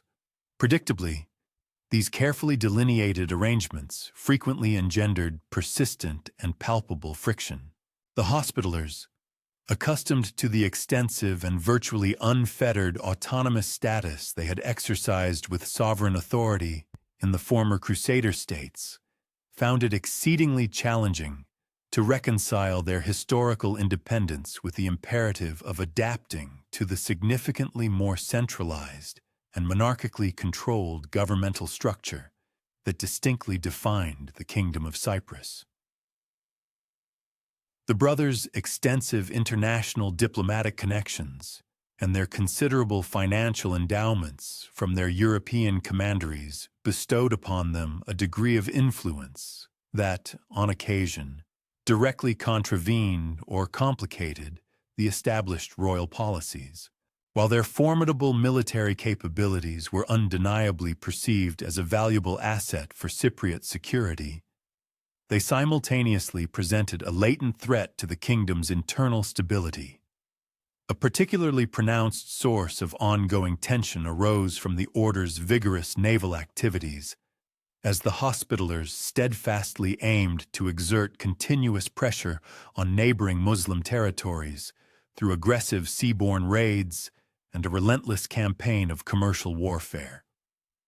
It was undeniable that the Hospitallers commanded an impressive and profound expertise in the intricate domain of Mediterranean naval operations. This invaluable knowledge had been meticulously cultivated and refined over many decades, forged through their continuous and critical experience in orchestrating complex supply shipments, coordinating the strategic movements of troops across vast maritime distances, and maintaining vital lines of communication between their geographically dispersed territories throughout the region. Their formidable galleys, often at the vanguard of naval technology, were consistently outfitted with the most recent advancements in sail configuration, optimized rowing arrangements for enhanced speed and maneuverability, and state-of-the-art armament. These technological superiorities empowered them to engage and effectively challenge Muslim merchant vessels traversing vital trade routes, and to launch devastating assaults against coastal installations with remarkable and often decisive effectiveness. Nevertheless, the very success and aggressive nature of these Hospitaller naval operations invariably generated significant diplomatic complications for the Kingdom of Cyprus. The island kingdom itself was compelled to navigate a delicate web of intricate and often precarious relationships, balancing its interactions with an array of powerful Muslim rulers across the region and its crucial economic ties with various influential Italian commercial interests, all of whom had vested stakes in Mediterranean stability. Specifically, unprovoked Hospitaller assaults on Muslim shipping lanes and trade convoys carried the inherent and grave risk of provoking severe retaliatory raids directed against vulnerable Cypriot territories, potentially devastating coastal communities and agricultural lands. Concurrently, any perceived interference or direct aggression against Italian merchant vessels, who were vital partners in Cypriot commerce, threatened to trigger dire economic repercussions that the kingdom, in its already precarious position, was ill-equipped to withstand. Consequently, King Henry II frequently found himself in the unenviable and demanding position of repeatedly mediating and attempting to reconcile the often conflicting military objectives and zealous anti-Muslim stance of the Hospitallers, with the broader, more pragmatic political and vital economic interests of his own Kingdom of Cyprus. This required constant diplomatic finesse and a deep understanding of the delicate balance of power. The determined and strategic endeavors undertaken by the Hospitaller brothers to secure new, permanent territorial holdings beyond the confines of Cyprus clearly evinced their profound understanding that their enduring long-term survival and the continuation of their mission necessitated far more than merely a provisional and temporary sanctuary. They recognized the imperative of establishing a stable, independent base of operations. To that end, Master Jean de Villiers and those who succeeded him in the Grand Mastership initiated and meticulously conducted systematic reconnaissance and exhaustive surveys of numerous potential targets scattered across the entire eastern Mediterranean basin. Their relentless quest was focused on identifying territories that offered both undeniable strategic value from a military standpoint and possessed ample economic resources, robust enough to adequately sustain and facilitate a renewed and vigorous campaign of military operations against their adversaries. The rigorous analytical framework employed by the order specifically prioritized islands and strategically vital coastal regions. These locations were deemed desirable if they inherently offered naturally defensible positions, ensuring security against hostile incursions, provided advantageous access to crucial maritime trade routes for economic sustenance and logistical support, and, ideally, harbored indigenous populations who might prove receptive to or even actively welcome Christian governance and protection. From this exhaustive and calculated strategic assessment, the verdant island of Rhodes progressively emerged as the singularly most promising and strategically advantageous candidate for significant Hospitaller expansion and permanent settlement during their period of forced exile in Cyprus. Its unique attributes made it an irresistible prospect for their future.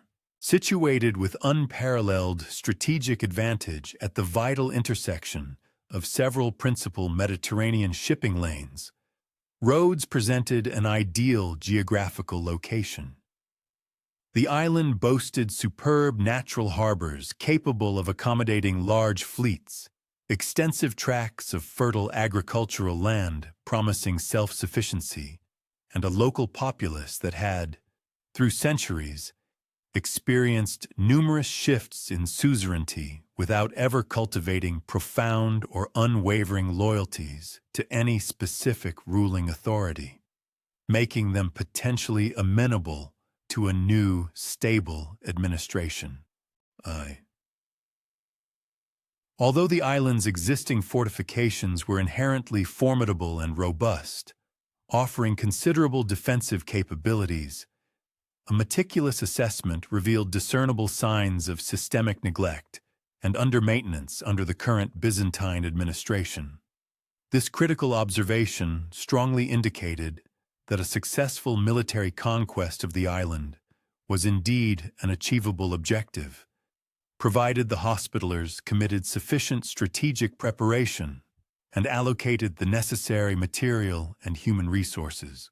The profound and comprehensive strategic analysis that ultimately culminated in the momentous decision to target Rhodes unequivocally showcased the remarkably sophisticated military and astute political acumen that had been the cornerstone of the Hospitallers' resilience, enabling them to not only endure, but thrive through 2 arduous centuries of relentless warfare and profound geopolitical upheaval in the Holy Land.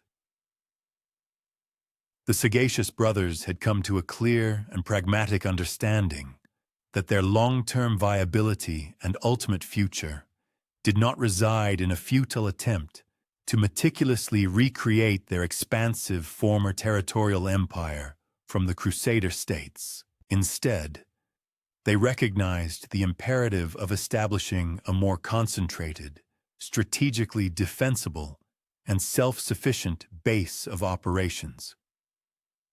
This new stronghold would be designed to robustly support their dual and intertwined mission: relentless military action against the perceived threat of Islam and unwavering charitable service to the Christian populations under their care. The meticulously intricate planning process for the anticipated conquest of Rhodes encompassed a multifaceted approach, involving extensive and detailed intelligence gathering, astute diplomatic preparation with potential allies and neutral powers, and comprehensive logistical coordination.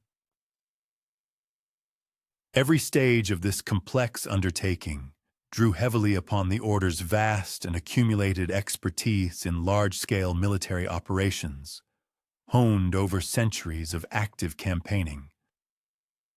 Specifically, brothers within the Order who possessed intimate and first-hand knowledge of Rhodes's existing defenses, its intricate local political landscape, and its vital economic resources furnished invaluable intelligence. This crucial information empowered Master Guillaume de Villaret, who had assumed leadership following the passing of Jean de Villiers in 1296, to meticulously formulate and refine highly realistic and actionable operational plans for the impending military campaign. Furthermore, the Hospitaler's extensive and well-established international network of contacts and commanderies proved indispensable. It provided unparalleled access to a diverse array of naval vessels, crucial provisions and essential supplies, and a highly skilled pool of military personnel, all absolutely vital components for executing successful and complex amphibious operations of the scale required for the Rhodes campaign. The extensive financial preparations underpinning the ambitious Rhodes campaign demanded exceedingly careful and meticulous management of the Order's substantial revenues flowing in from its European commanderies. Concurrently, it necessitated the strategic liquidation of numerous fixed assets and properties that, due to their nature, could neither be readily transported nor practically maintained during the potentially protracted duration of extended military operations far from their established bases. To amass the requisite war chest, the brothers systematically divested themselves of various properties, rigorously called in outstanding debts owed to the Order, and skillfully negotiated substantial loans from European financiers. These concerted efforts were designed to furnish the critical liquid capital indispensable for fully equipping and comprehensively supplying an expeditionary force robust enough not only to conquer a well-fortified island, but also to sustain its hold against anticipated counterattacks from a multitude of potential adversaries. The comprehensive recruitment strategy for additional military and administrative personnel for the pivotal Rhodes campaign eloquently demonstrated the Order's significantly evolved and sophisticated understanding of the diverse and specialized skill sets now recognized as absolutely essential for not only successful territorial conquest, but also for the subsequent effective and stable administration of newly acquired domains. While the revered Brother Knights undeniably constituted the venerable and indomitable core of Hospitaller military might, the expeditionary force assembled for Rhodes was deliberately diversified.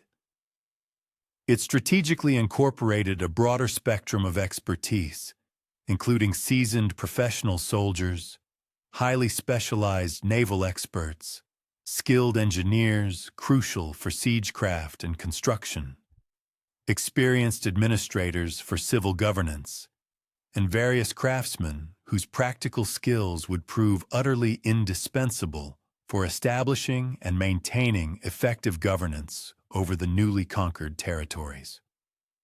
This strategically assembled and remarkably diverse force unmistakably symbolized the profound transformation of the Hospitaller Order. It marked its evolution from what was once a primarily devout religious organization, albeit with military capabilities, into a highly sophisticated and multifaceted military and political entity, now fully capable of independent territorial administration and the exercise of sovereign power. The momentous transformation of the Hospitallers from their precarious status as displaced refugees to that of burgeoning sovereign rulers was initiated by a meticulously calculated act of strategic deception, one that would ultimately reverberate with profound and lasting consequences across the entire political landscape of the Eastern Mediterranean. Thus, in the auspicious spring of 1306, Master Guillaume de Villerey orchestrated a subtle yet decisive maneuver. He dispatched a small, highly specialized advance force to Rhodes, entrusting its command to his nephew, Fulques de Villerey. Their instructions were meticulously crafted to artfully conceal the order's genuine, aggressive intentions.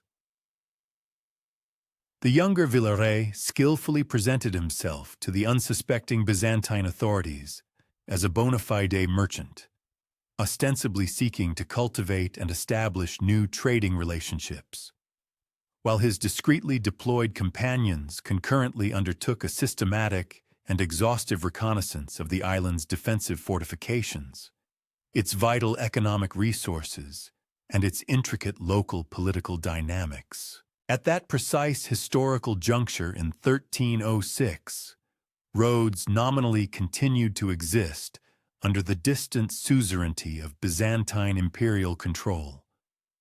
However, the overarching authority and effective reach of the Byzantine Empire had demonstrably diminished and weakened considerably in the century that had elapsed since the catastrophic devastation of Constantinople during the infamous Fourth Crusade, leaving many peripheral territories vulnerable. The island's appointed governor, whose directives emanated from the distant imperial center of Nicaea, presided over a garrison whose vigilance and preparedness had regrettably atrophied. Years of uneventful routine administration and the conspicuous infrequency of any substantial challenges to the nominal imperial authority had bred a dangerous sense of complacency amongst the troops, rendering them less effective in the face of a determined threat. Concurrently, the indigenous Greek population, devoutly adhering to Orthodox Christianity, harbored no discernible or particular allegiance to the distant and often ineffectual Byzantine rule. Instead, they had become quite accustomed to and effectively enjoyed the significant practical autonomy that their geographical remoteness from the imperial centers of power naturally afforded them, creating a fertile ground for potential shifts in allegiance. The bustling harbors of Rhodes were further enlivened by the presence of numerous Italian merchants from influential maritime republics, such as Genoa and Venice, who actively maintained their established trading posts. This vibrant commercial activity fostered a distinctly cosmopolitan atmosphere, inadvertently providing an ideal veil of normalcy that effectively masked the clandestine and meticulous preparations being undertaken by the Hospitallers for their impending military operation. Fulques de Villerey's comprehensive reconnaissance mission ultimately yielded crucial intelligence, revealing a strategic landscape replete with both significant opportunities for a successful invasion and formidable challenges that would undoubtedly shape the trajectory of the forthcoming military campaign. Notably, Rhodes City, the island's principal settlement and its administrative heart, was observed to occupy a naturally strong and highly defensible position along the northern coastline, where ancient, well-protected harbors offered superb anchorage facilities suitable for both extensive commercial shipping and large-scale military fleets. The city of Rhodes boasted formidable fortifications, a testament to the Byzantine Empire's earlier periods of opulence and strategic foresight. These impressive defensive structures incorporated sophisticated architectural designs, featuring strategically placed towers that allowed for overlapping fields of fire, creating a deadly crossfire for any approaching enemy. The gates themselves were ingeniously engineered to funnel attackers into confined killing zones, where they would be exposed to intense bombardment from the city's defenders. Such elaborate defenses presented a significant challenge to any aspiring conqueror, embodying centuries of military architectural evolution. Despite their inherent strength, these magnificent fortifications exhibited unmistakable signs of prolonged neglect. Sections of the colossal walls desperately needed extensive repairs, their stones crumbling and mortar deteriorating under the relentless assault of time and weather. Furthermore, the defensive equipment, once state-of-the-art and meticulously maintained, had fallen into disuse and disrepair, rendering it less effective for a sustained defense. This evident lack of upkeep suggested a period of peace, or perhaps a decline in the resources allocated to military readiness, making the city, despite its imposing facade, potentially vulnerable. Beyond the urban stronghold, the island's rural expanses offered a distinct set of strategic considerations for those contemplating its subjugation. Rhodes was blessed with remarkably fertile agricultural lands, capable of yielding abundant harvests to sustain a sizable population, ensuring food security for its inhabitants. The island also possessed invaluable natural resources, including ample timber, ideal for the construction of ships and other naval vessels, and extensive stone quarries that could provide a steady supply of materials for various construction projects, from fortifications to civic buildings. These resources highlighted the island's potential for self-sufficiency and strategic importance. The numerous villages and agricultural communities scattered across the island's verdant countryside were, in stark contrast to the city, only lightly defended.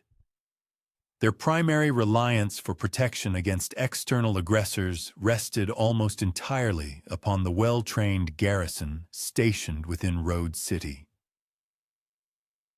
This strategic distribution of both the populace and essential resources strongly indicated that a successful military campaign aimed at conquering the main city would, in effect, grant the victorious force immediate and comprehensive control over the entire island, effectively neutralizing any widespread rural resistance.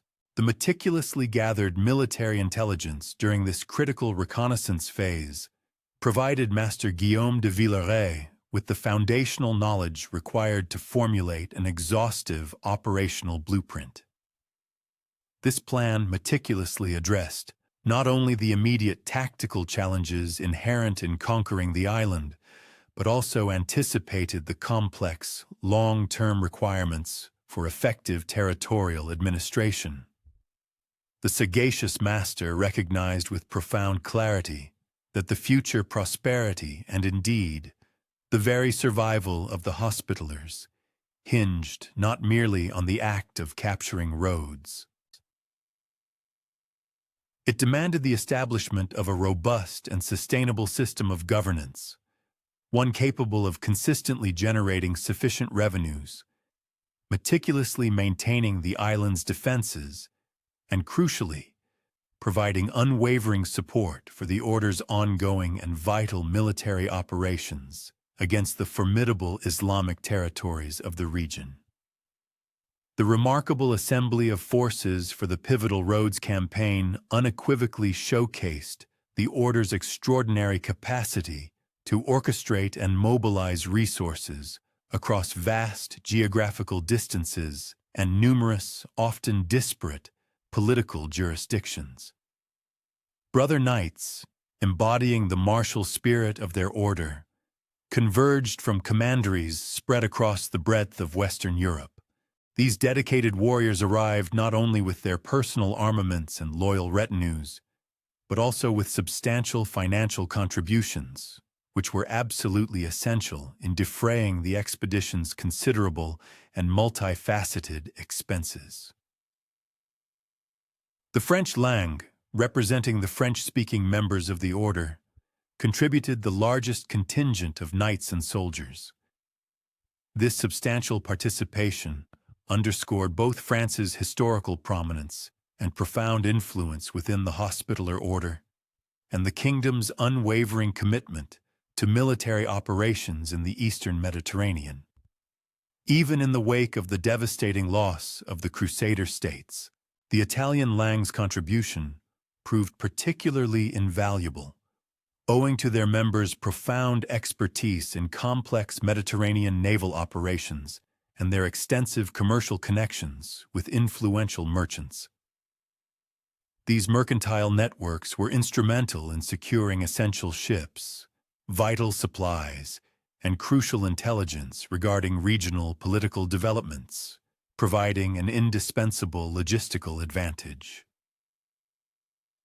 Genoese and Pisan vessels, specifically chartered through the Italian Hospitaller connections, provided the indispensable transportation capacity required to move a substantial military force across the sea. These ships were also crucial for maintaining an adequate and continuous supply chain for extended operations.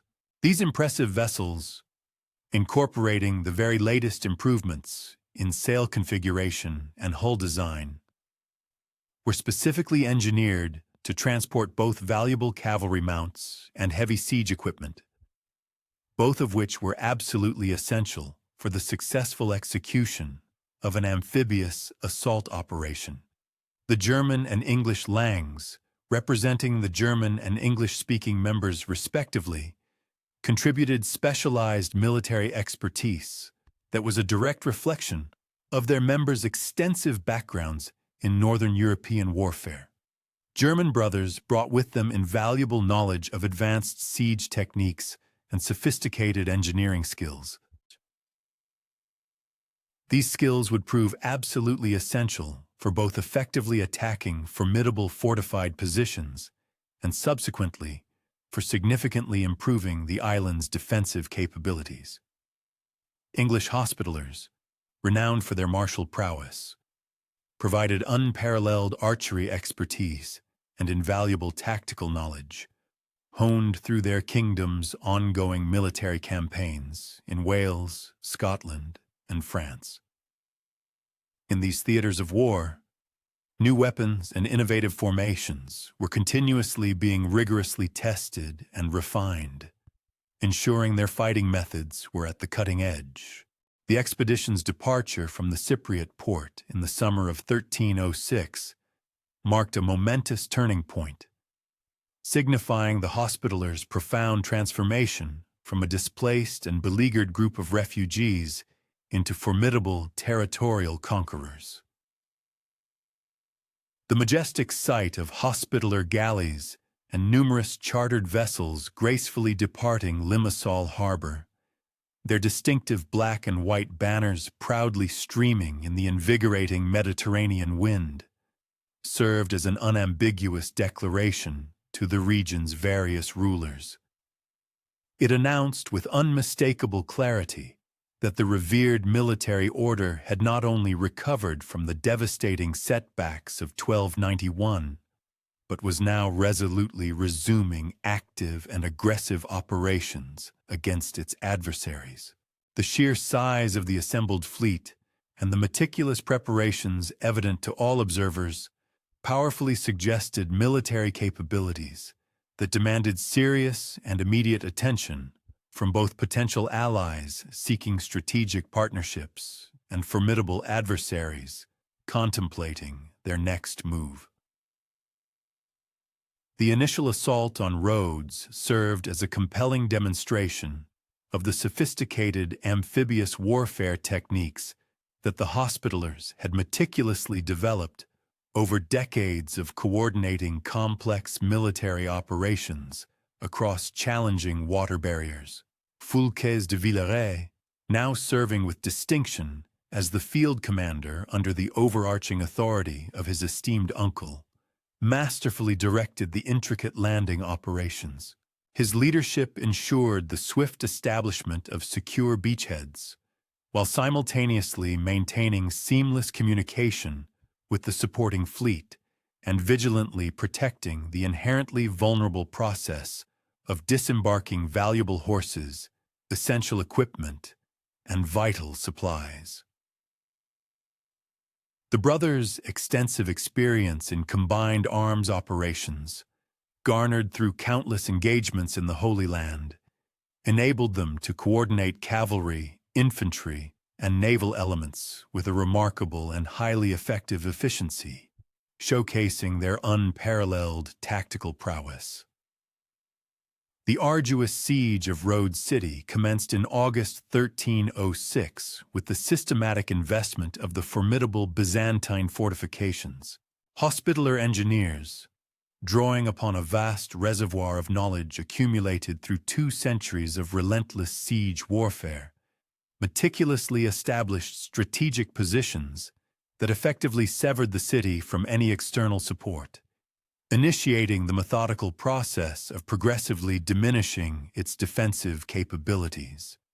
The brothers constructed powerful siege engines, including formidable trebuchets and mangonels, specifically designed to hurl heavy stones with immense force against the city walls, aiming to create breaches. Simultaneously, their skilled crossbowmen maintained a relentless and unyielding pressure on the beleaguered defenders, who desperately attempted to repair damage or coordinate desperate counterattacks, ensuring no respite for the besieged. The Byzantine garrison's resistance, while undeniably determined and valorous, suffered from fundamental disadvantages that became increasingly apparent as the grueling siege progressed. The defenders critically lacked adequate provisions and essential supplies for extended operations.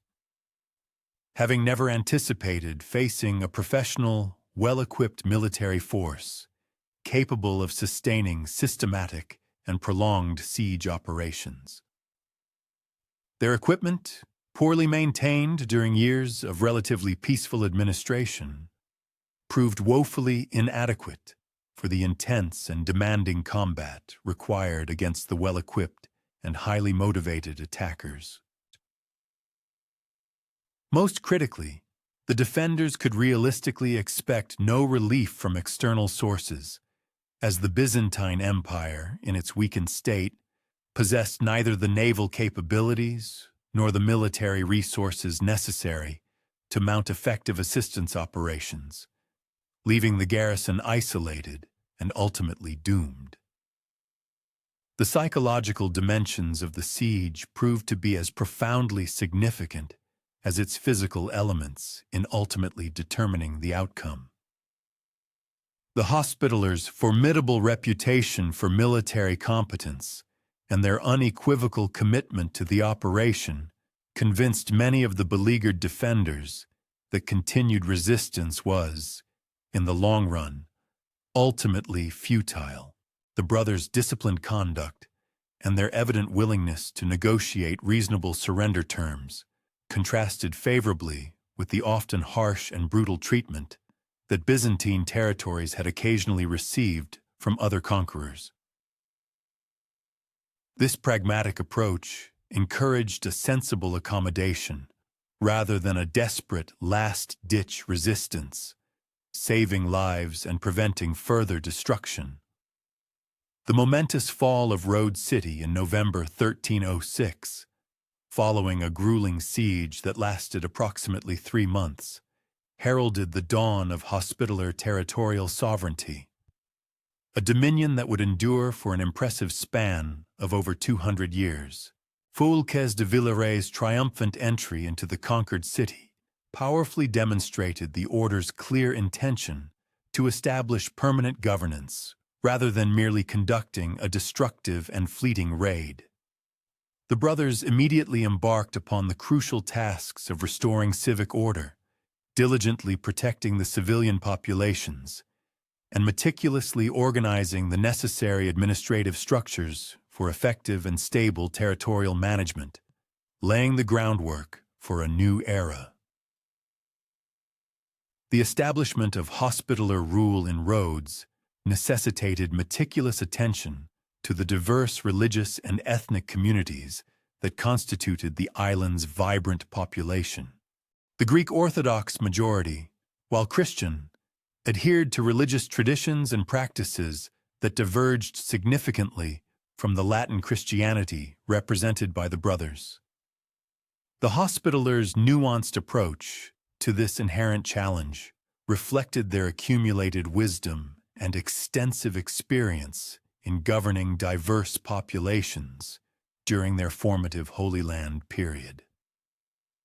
There, they had painstakingly learned to expertly balance their profound religious convictions with the practical necessities of effective and harmonious territorial administration, ensuring stability and cooperation. Master Guillaume de Villeray's untimely death in 1307, occurring shortly after the triumphant conquest, precipitated a challenging succession crisis that rigorously tested the order's institutional stability during this crucial transitional period. The subsequent election of Foulques de Villaray as the new master provided essential continuity of leadership, yet it simultaneously raised pertinent questions regarding potential nepotism and the concentration of power within particular influential families. However, Foulques's unequivocally proven military competence and his profound, intimate knowledge of Rhodes's specific situation made him the most logical and, indeed, the most pragmatic choice for effectively consolidating the order's newly acquired territorial gains, ensuring a smooth transition of power. The new master's foremost priority involved assiduously securing Rhodes against potential counterattacks from various formidable enemies who might challenge Hospitaller control. The Byzantine Empire, despite its significantly weakened condition, still retained nominal claims to the island and might, however improbably, attempt to organize recovery operations. The burgeoning Ottoman Turks, whose rapidly expanding power in western Anatolia brought them into increasingly direct and frequent contact with the strategic Aegean territories, represented a far more immediate and profoundly dangerous threat to Christian control of these vital islands, demanding constant vigilance and strategic foresight. The nascent independent status of the Hospitaller order, now firmly established on Rhodes, was perceived by various Italian city-states and other influential Mediterranean powers as either a burgeoning opportunity or a potential menace to their deeply entrenched commercial dominance and intricate political machinations. This duality arose from the island's pivotal location, which could either foster lucrative trade alliances or introduce a formidable new competitor in the already complex maritime arena. Immediately following the island's conquest, a comprehensive program of fortification enhancements commenced, driven by both the pressing demands of immediate security and a far-sighted vision for long-term strategic resilience. A collaborative effort saw the order's skilled engineers working in concert with indigenous craftsmen and a cadre of imported specialists, systematically elevating the defensive capabilities of Rhodes City to an unprecedented level. The venerable ancient walls underwent extensive restoration and substantial modifications, meticulously integrating the most recent advancements in military architectural design. These improvements included the strategic placement of enhanced artillery positions and the development of more robust protections, specifically engineered to withstand the destructive power of advanced siege engines.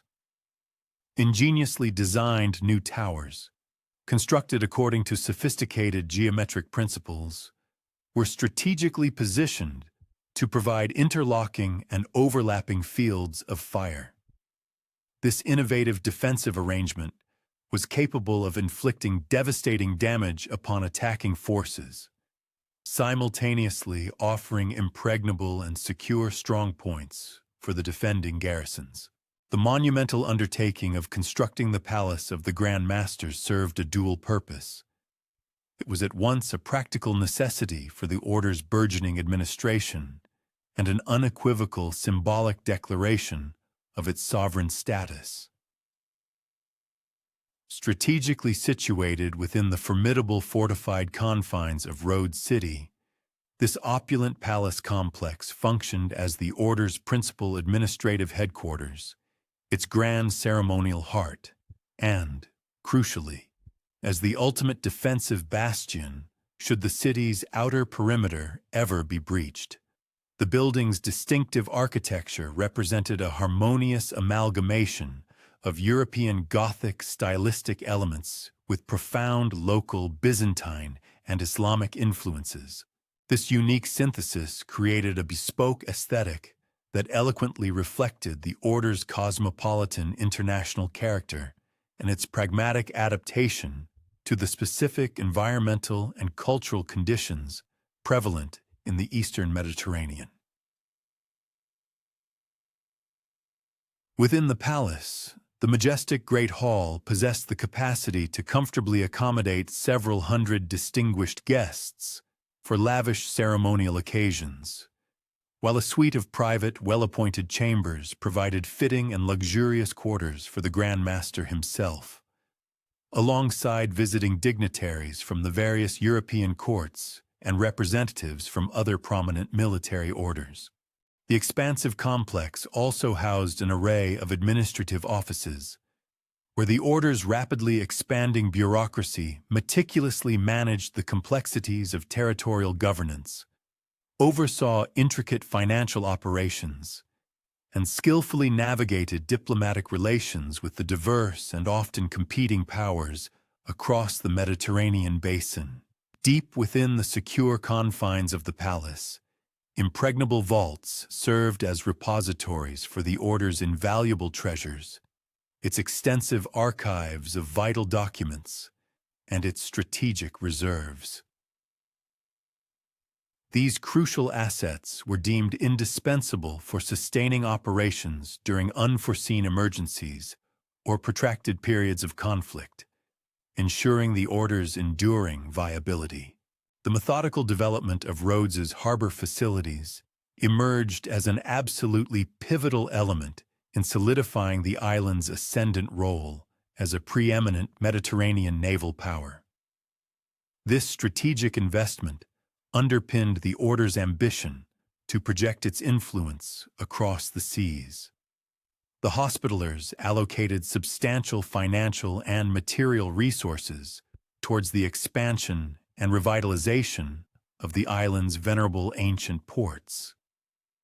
This included the construction of extensive new quays, capacious warehouses for storing goods, and state-of-the-art shipyards capable of supporting both vigorous commercial activities and demanding military operations. From these significantly improved maritime facilities, the order's formidable galleys were able to embark on diverse missions. They vigilantly patrolled crucial shipping lanes, conducted predatory raids against Muslim territories, and maintained vital communication conduits with hospitaller properties spread throughout Europe and the wider Mediterranean. The sophisticated naval capabilities that ultimately emerged from Rhodes heralded a profound metamorphosis in the Order's military strategy and its overarching operational focus. This marked a significant departure from previous land-centric doctrines. While the brothers steadfastly maintained their traditional emphasis on the formidable power of heavy cavalry and the impregnability of land-based fortifications, they simultaneously cultivated a highly sophisticated naval expertise. This unprecedented maritime proficiency enabled them to effectively project their military might across vast geographical distances, extending their reach far beyond the island's shores. Hospitaller galleys, crewed by seasoned mariners and equipped with the latest advancements in naval weaponry, rapidly earned a fearsome reputation throughout the eastern Mediterranean. Their unparalleled effectiveness in both direct military engagements and in the realm of commercial warfare against Muslim shipping made them a formidable force to be reckoned with. The robust economic foundation underpinning this expanded military capability was meticulously constructed through the systematic and comprehensive development of Rhodes's inherent commercial potential. This strategic economic growth provided the indispensable fiscal bedrock for the Order's ambitions. The island's fortuitous strategic location, positioned at the confluence of major trade routes connecting Europe, Asia, and Africa, presented unparalleled opportunities for generating substantial revenues. These income streams flowed from port fees, customs duties levied on goods, and shrewd commercial investments made by the Order itself. The Hospitallers actively forged extensive trading relationships with influential merchants hailing from various Italian city-states. Concurrently, their own indigenous fleet of vessels regularly transported valuable goods between diverse Mediterranean markets and their numerous European properties, directly engaging in lucrative commerce. Beyond maritime trade, the comprehensive agricultural development of Rhodes's rural areas provided crucial additional economic resources. This systematic improvement also ensured a robust and adequate supply of foodstuffs for the island's burgeoning population, fostering self-sufficiency. Hospitaller administrators, drawing upon their accumulated experience, proactively introduced progressive farming techniques, significantly expanded existing irrigation systems, and actively encouraged the cultivation of cash crops specifically intended for export, thereby generating augmented revenues. Indeed, the Order's extensive and proven experience in meticulously managing agricultural properties across their holdings throughout Europe proved invaluable. This institutional knowledge was expertly applied to optimizing the productivity of their newly acquired territorial domains on Rhodes. The establishment of an elaborate governmental structure in Rhodes vividly demonstrated the Order's profound evolution from a primarily martial organization into a complex and fully sovereign state. While the Grand Master retained paramount authority over all facets of governance, the intricate practical administration of territorial affairs necessitated a cadre of highly specialized officials possessing astute expertise in law, finance, diplomacy, and civil administration. The ingenious Lang system provided a structured paradigm for equitably distributing these multifaceted responsibilities among qualified individuals. Crucially, it simultaneously preserved the Order's international character and effectively precluded the dominance of any single national group, ensuring a cohesive and balanced administration. The comprehensive judicial system that the Hospitallers meticulously established in Rhodes eloquently reflected their profound conviction that truly effective governance demanded far more than mere military dominance. It underscored a commitment to civil order and justice. The brothers instituted a network of courts designed to address both civil and criminal matters. This legal framework skillfully drew upon venerable legal traditions from their European origins, while pragmatically adapting to indigenous customs and the practical requirements inherent in governing a heterogeneous and diverse population. At the apex of this judicial hierarchy, the Master's Court meticulously handled the gravest cases and disputes directly involving the Order's unique privileges and prerogatives. Concurrently, a system of subordinate tribunals managed routine civil matters, adjudicated commercial disputes, and dispensed justice for minor criminal offenses. Significantly, the Greek Orthodox clergy preserved their traditional jurisdiction over matters such as marriage, inheritance, and other affairs historically governed by religious law. This created a concurrent legal system that respectfully acknowledged the population's religious autonomy while unequivocally maintaining the overarching hospitaller authority and sovereignty. The genesis of Rhodes's transformation into a major naval power commenced with a comprehensive program of systematic improvements to the island's indigenous shipbuilding capabilities. This strategic investment laid the groundwork for maritime supremacy. Hospitaller administrators astutely discerned that sustained and prolonged naval operations necessitated robust local construction and maintenance facilities. This strategic imperative aimed to eliminate precarious dependence on foreign shipyards, which might become unavailable or hostile during periods of conflict. The brothers inaugurated state-of-the-art shipyards within Rhodes's harbors, capable of constructing galleys according to the latest Mediterranean designs. These facilities meticulously incorporated advancements in hull strength, refined sail configuration, and optimized rowing arrangements, all engineered to maximize both speed and combat effectiveness. These advanced facilities engaged highly proficient artisans and naval architects, recruited from prominent maritime centers such as Venice, Genoa, and other renowned ports. This strategic aggregation of expertise fostered a synergistic environment that enabled ceaseless innovation in naval technology. The formidable galleys that emerged from Rhodes's burgeoning shipyards epitomized the vanguard of 14th-century naval warfare. These vessels represented the pinnacle of maritime engineering and tactical design for their era. These formidable vessels, typically measuring between 120 and 140 feet in length, carried substantial crews ranging from 150 to 200 men.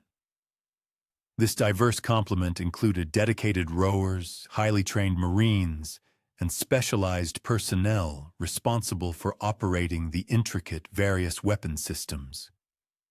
The ships were equipped with formidable bronze cannons mounted in their bows and carried large contingents of skilled crossbowmen. Their steel-tipped bolts possessed devastating efficacy, capable of penetrating most contemporary armor at close range. Additionally, Greek fire projectors, a potent incendiary weapon inherited from venerable Byzantine naval traditions, provided unparalleled offensive capabilities, proving particularly effective against wooden enemy vessels and coastal fortifications. The rigorous training regimen for Hospitaller naval personnel encompassed both traditional seamanship and highly specialized combat techniques, meticulously developed for the unique conditions of the Mediterranean. Rowers, primarily recruited from Rhodes and other Greek islands under Hospitaller control, learned to maintain precise timing during protracted voyages at sea, while retaining the capacity for explosive bursts of acceleration during intricate combat maneuvers. Marines proficiently honed their boarding techniques, engaged in intensive hand-to-hand combat training with diverse armaments, and mastered the intricate synergy required for complex, amphibious assault operations. Their readiness was paramount for close-quarters engagements. Officers meticulously mastered advanced navigation techniques, sophisticated weather prediction, and the intricate tactical principles that governed successful naval engagements within the circumscribed waters of the Aegean Sea. Their strategic acumen was crucial for victorious campaigns. The judicious strategic deployment of this formidable naval force eloquently reflected the Hospitallers' astute comprehension of their intricate position within the convoluted web of Mediterranean politics and commerce. Their actions were always guided by a deep understanding of the geopolitical landscape. Rhodes's fortuitous geographical placement enabled their galleys to effectively interdict crucial shipping routes connecting the imperial city of Constantinople with the bustling port of Alexandria. This strategic interception served to disrupt Muslim commercial activities while simultaneously generating substantial revenues through the capture of valuable cargoes. The brothers cultivated intricate and sophisticated intelligence networks that provided invaluable foreknowledge of merchant convoys, impending military expeditions, and significant political developments that might affect their operations. This critical information, painstakingly gathered through a multifaceted approach involving paid informants, diplomatic contacts, and their own reconnaissance missions, enabled them to judiciously deploy their limited naval resources with maximum effectiveness. The inaugural significant assessment of the Hospitaller Order's naval prowess materialized in 1317, when formidable Ottoman forces initiated attempts to establish enduring strategic outposts on islands situated in close proximity to Rhodes. The formidable Turkish commander, Umar Bey, had meticulously marshaled an imposing fleet, which posed a direct and imminent peril not only to the sovereign territories administered by the Hospitallers, but also to the broader collective Christian presence spanning the vital Aegean Sea. In a swift and resolute response, Master Hélion de Villeneuve orchestrated the deployment of the Order's entire available maritime contingent. This meticulously coordinated campaign served as a compelling testament to their profound mastery of sophisticated combined naval and amphibious warfare doctrines and tactics. The ensuing confrontation, unfolding near the island of Chios, vividly showcased the remarkable tactical innovations that Hospitaller commanders had assiduously cultivated. Their strategic acumen derived from a profound and diligent study of both prevailing Christian and venerable Muslim naval traditions. Eschewing the antiquated reliance solely on brute force ramming maneuvers, which had predominantly characterized earlier Mediterranean naval engagements, the Knight brothers ingeniously employed synchronized volleys of missile fire launched from multiple vessels. This calculated approach was designed to methodically disorganize and enfeeble enemy formations, thereby setting the stage for decisive close-quarters melee combat. Their specialized galleys navigated the turbulent waters in tightly knit formations, a tactical choice that optimally amplified the devastating efficacy of their crossbow fire. Simultaneously, these disciplined arrangements afforded crucial mutual protection against aggressive enemy attempts at boarding. The ultimate resolution of this pivotal engagement was a resounding Hospitaller triumph, which effectively dispersed the Ottoman fleet and resulted in the capture of numerous enemy vessels, This victory irrevocably cemented the order's formidable reputation as the preeminent Christian naval power throughout the volatile Eastern Mediterranean theater. However, the burgeoning expansion of hospitaller naval operations inevitably precipitated escalating friction with the entrenched commercial interests of Genoa and Venice. These powerful Italian city-states increasingly perceived the order's vigorous maritime activities as direct infringements upon their long-established and highly lucrative trading privileges. Both Genoa and Venice had, over decades, committed colossal financial and logistical resources to forging intricate Mediterranean commercial networks. These networks generated prodigious profits, meticulously secured through carefully brokered agreements with various influential Muslim rulers across the region. The Hospitaller attacks, deliberately targeting Muslim shipping, severely disrupted these delicate commercial arrangements. Furthermore, these aggressive actions spawned complex political complications that threatened to jeopardize the hard-won Italian commercial privileges in the critically important ports of Egypt and Syria. The simmering conflict with Genoa reached a significant inflection point in 1320, when Hospitaller forces intercepted and captured a Genoese merchant vessel. The Knight brothers contended that the cargo aboard had been illicitly acquired from Muslim pirates. In response, the Genoese authorities vociferously demanded the immediate restitution of their seized cargo and substantial monetary compensation for their incurred losses.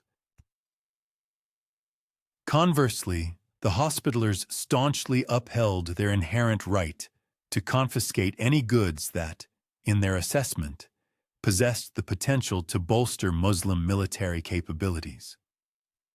This specific dispute served as a microcosm, reflecting the broader, inherent tensions between fervent religious imperatives and pragmatic commercial motivations that perpetually characterized the intricate tapestry of Mediterranean politics throughout the entirety of the 14th century.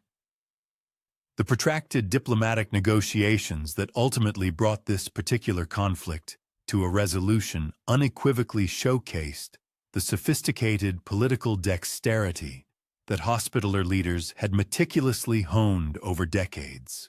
Their extensive experience lay in adeptly managing complex relationships with a diverse array of European and Mediterranean powers. Master Hélion de Villeneuve, demonstrating exceptional foresight, acutely recognized that the order's sustained long-term viability necessitated a pragmatic accommodation with the influential Italian commercial interests.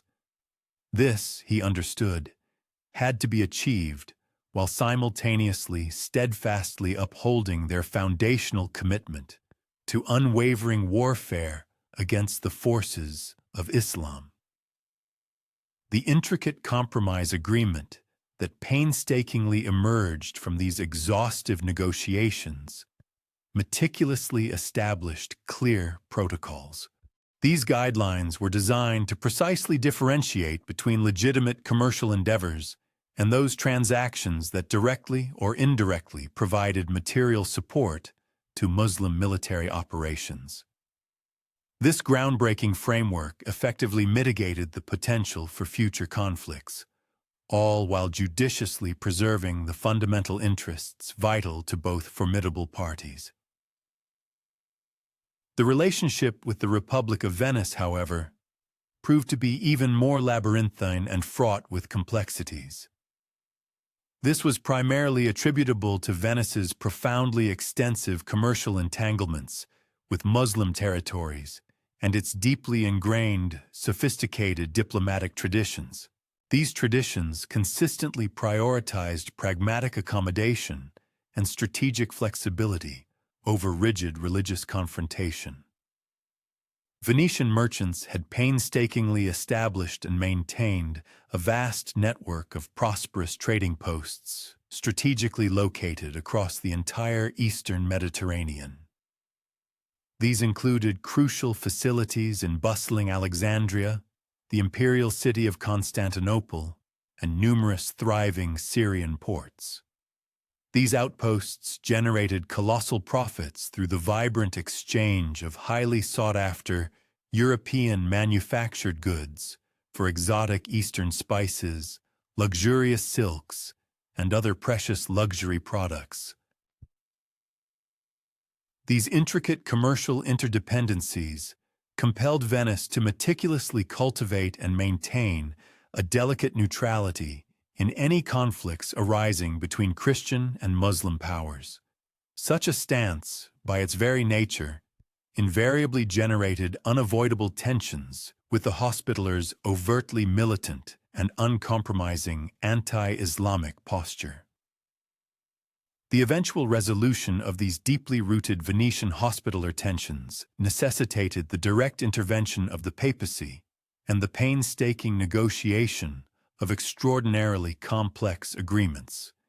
These accords were meticulously crafted to achieve a delicate equilibrium among competing religious, commercial, and political considerations. The astute diplomatic endeavors spearheaded by Pope John XXII ultimately culminated in the promulgation of specific protocols. These provisions sanctioned Hospitaller naval operations explicitly targeting Muslim military assets, while simultaneously guaranteeing the inviolable protection of Venetian commercial vessels and their vital installations from any hostile engagement. These nuanced agreements, despite being frequently tested by unforeseen specific incidents and the ever-shifting currents of political circumstances, nonetheless provided a robust and enduring framework for coexistence. This framework allowed both formidable parties to diligently pursue their essential strategic interests without being perpetually embroiled in incessant warfare. The most formidable military challenge confronted by the Hospitallers during this tumultuous era originated from the Mamluk Sultanate's relentless and systematic campaigns. Their overarching objective was the complete eradication of any remaining Christian presence throughout the eastern Mediterranean basin. Sultan al-Nasir Muhammad, who commanded the vast realms of Egypt and Syria from 1310 to 1341, possessed both the prodigious military resources and the incisive strategic vision requisite for mounting protracted and sustained campaigns against Christian territories.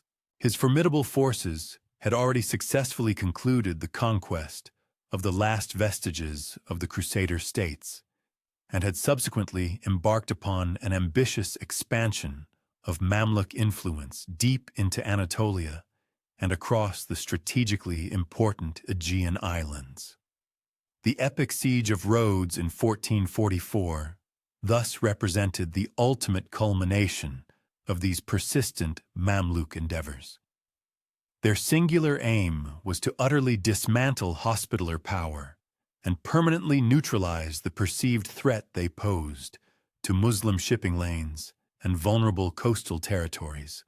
Sultan Jahmah, demonstrating immense logistical capability, meticulously assembled a colossal expeditionary force.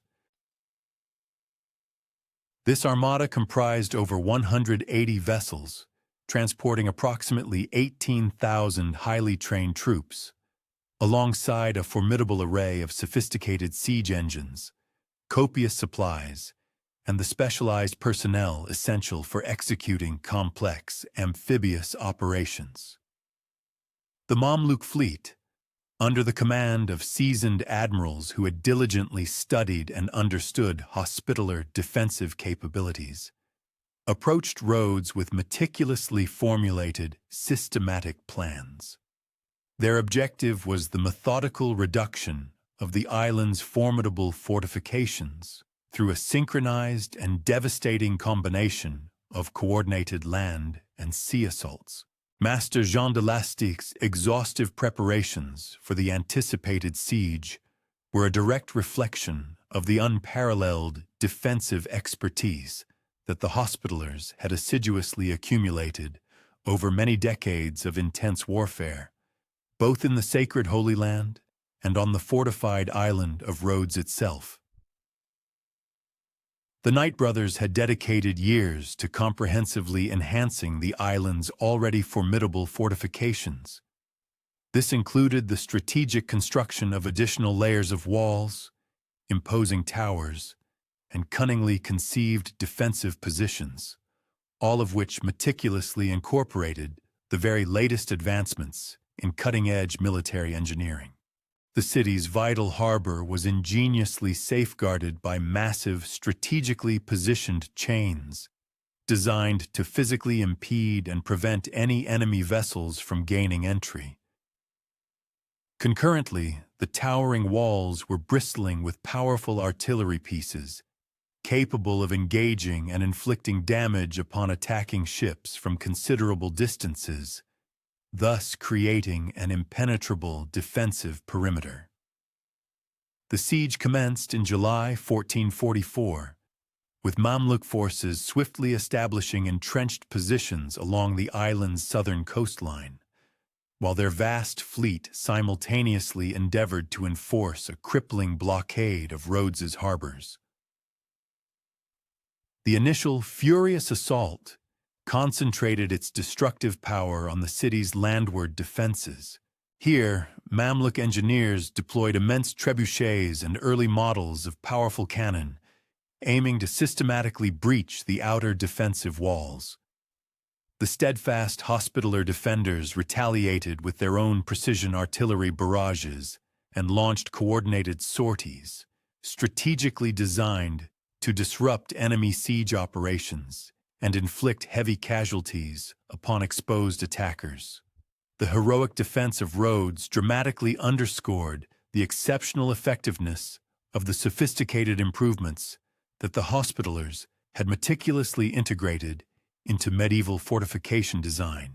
The innovative concentric wall system compelled attackers to painstakingly overcome multiple successive defensive lines, each one robustly protected by towering bastions that provided devastating, overlapping fields of fire. Furthermore, the resourceful Knight brothers had constructed a network of subterranean passages. These hidden conduits enabled defenders to covertly traverse between different sections of the extensive fortifications, completely shielded from enemy fire. Simultaneously, strategically placed and secure, sally ports facilitated surprise attacks against the besieging Mamluk forces, catching them off guard. Within the heavily fortified area, meticulously engineered water systems and ample food storage facilities ensured that both the garrison and the civilian populace could be sustained for protracted periods, thereby negating the enemy's hopes of a swift victory by attrition. The Mamluk assault on the harbor itself served to unequivocally reveal the profound sophistication of the Hospitallers' naval defensive preparations. The Knight brothers had strategically positioned formidable artillery batteries on both flanks of the harbor entrance. These emplacements were designed to concentrate devastating, converging fire upon any enemy vessels audaciously attempting to force passage. Beneath the water's surface, a treacherous array of underwater obstacles, including sharpened stakes and cunningly concealed rocks, created additional perilous hazards for attacking ships. These hidden dangers served to channel them into predetermined killing zones, where they would be subjected to intense, concentrated fire. Moreover, Hospitaller galleys, securely sheltered within the inner harbor, possessed the capability to emerge with startling suddenness. They would then launch swift, punishing attacks on any enemy vessels that had been damaged or thrown into disarray by the intricate defensive preparations, turning the tables on the aggressors. The pivotal turning point of the siege occurred in September, when a meticulously coordinated Hospitaller counterattack achieved remarkable success. It resulted in the destruction of several crucial Mamluk siege engines and inflicted a devastating number of casualties upon their operators. Master Delastic, displaying extraordinary courage and leadership, personally spearheaded a daring sortie that penetrated deep into enemy positions. His valiant knights fought with characteristic discipline and unwavering resolve, even in the face of an overwhelming numerical disadvantage, inspiring their comrades. The profound psychological impact generated by this decisively successful attack, coupled with the inexorable onset of autumn weather, which rendered continued siege operations increasingly arduous and impractical, ultimately convinced the Mamluk commanders that their ambitious expedition had irrevocably failed to achieve its strategic objectives. The Mamluk withdrawal in October 1444 thus marked a definitive and resounding victory for the Hospitallers. This triumph significantly burnished their already formidable reputation throughout the entirety of Christian Europe, while simultaneously serving as an undeniable demonstration of their unparalleled ability to staunchly defend their sovereign territories against even the most formidable Muslim military forces of the era. The remarkable triumph in defense served as a powerful magnet, drawing fresh recruits into the venerated order and simultaneously inspiring considerable monetary contributions from European nobility. These esteemed patrons increasingly recognized the Hospitallers as the preeminent bastion against the relentless advance of Islamic power across the vital eastern Mediterranean region. This pivotal victory additionally cemented Rhodes, standing as an enduring emblem of Christian tenacity, igniting and bolstering similar defensive endeavors in other territories that found themselves under imminent threat from expanding empires. During this transformative era, the internal administration of Rhodes provided a clear testament to the Hospitallers' profound evolution, transitioning from what was initially a predominantly martial brotherhood into a sophisticated and self-governing sovereign entity. The meticulous governance of this strategically significant island necessitated a delicate equilibrium. The order's profound religious vocation had to be carefully weighed against their pressing military duties and the pragmatic exigencies of administering a heterogeneous populace. This diverse citizenry encompassed various religious traditions, distinct economic interests, and a tapestry of cultural heritages, all requiring nuanced management. The predominant Greek Orthodox community, while acquiescing to Hospitaller dominion, was largely permitted to uphold its ancestral religious customs and communal frameworks. This was facilitated through formal arrangements that recognized their spiritual autonomy, even as these agreements prudently secured their unwavering allegiance to the broader Christian cause. Indeed, the manner in which the Greek Orthodox subjects were treated unequivocally showcased the shrewdly pragmatic methodology that characterized Hospitaller governance across the entirety of their extensive territorial possessions. The sagacious brothers of the order comprehended that genuinely effective administration was intrinsically linked to a spirit of accommodation with deeply entrenched local traditions. Moreover, it required the willing cooperation of established community leaders, individuals who possessed invaluable indigenous knowledge and crucial interpersonal relationships essential for the sustained preservation of civic order and stability. Consequently, Greek Orthodox ecclesiastics retained their authoritative jurisdiction over significant personal matters such as marriage, inheritance, and other customary affairs historically regulated by their religious tenets. Concurrently, secular Greek dignitaries continued to oversee local commercial enterprises and community concerns, all operating under the overarching, yet generally non-intrusive supervision of the hospitaller authorities. The robust economic advancement experienced by Rhodes under the stewardship of the Hospitallers fostered a pervasive prosperity, yielding substantial benefits for both the governing order and the island's resident population. The diligent brothers actively championed agricultural innovations, which in turn dramatically boosted crop yields and expanded the cultivation of specialized produce destined for lucrative export to burgeoning European markets.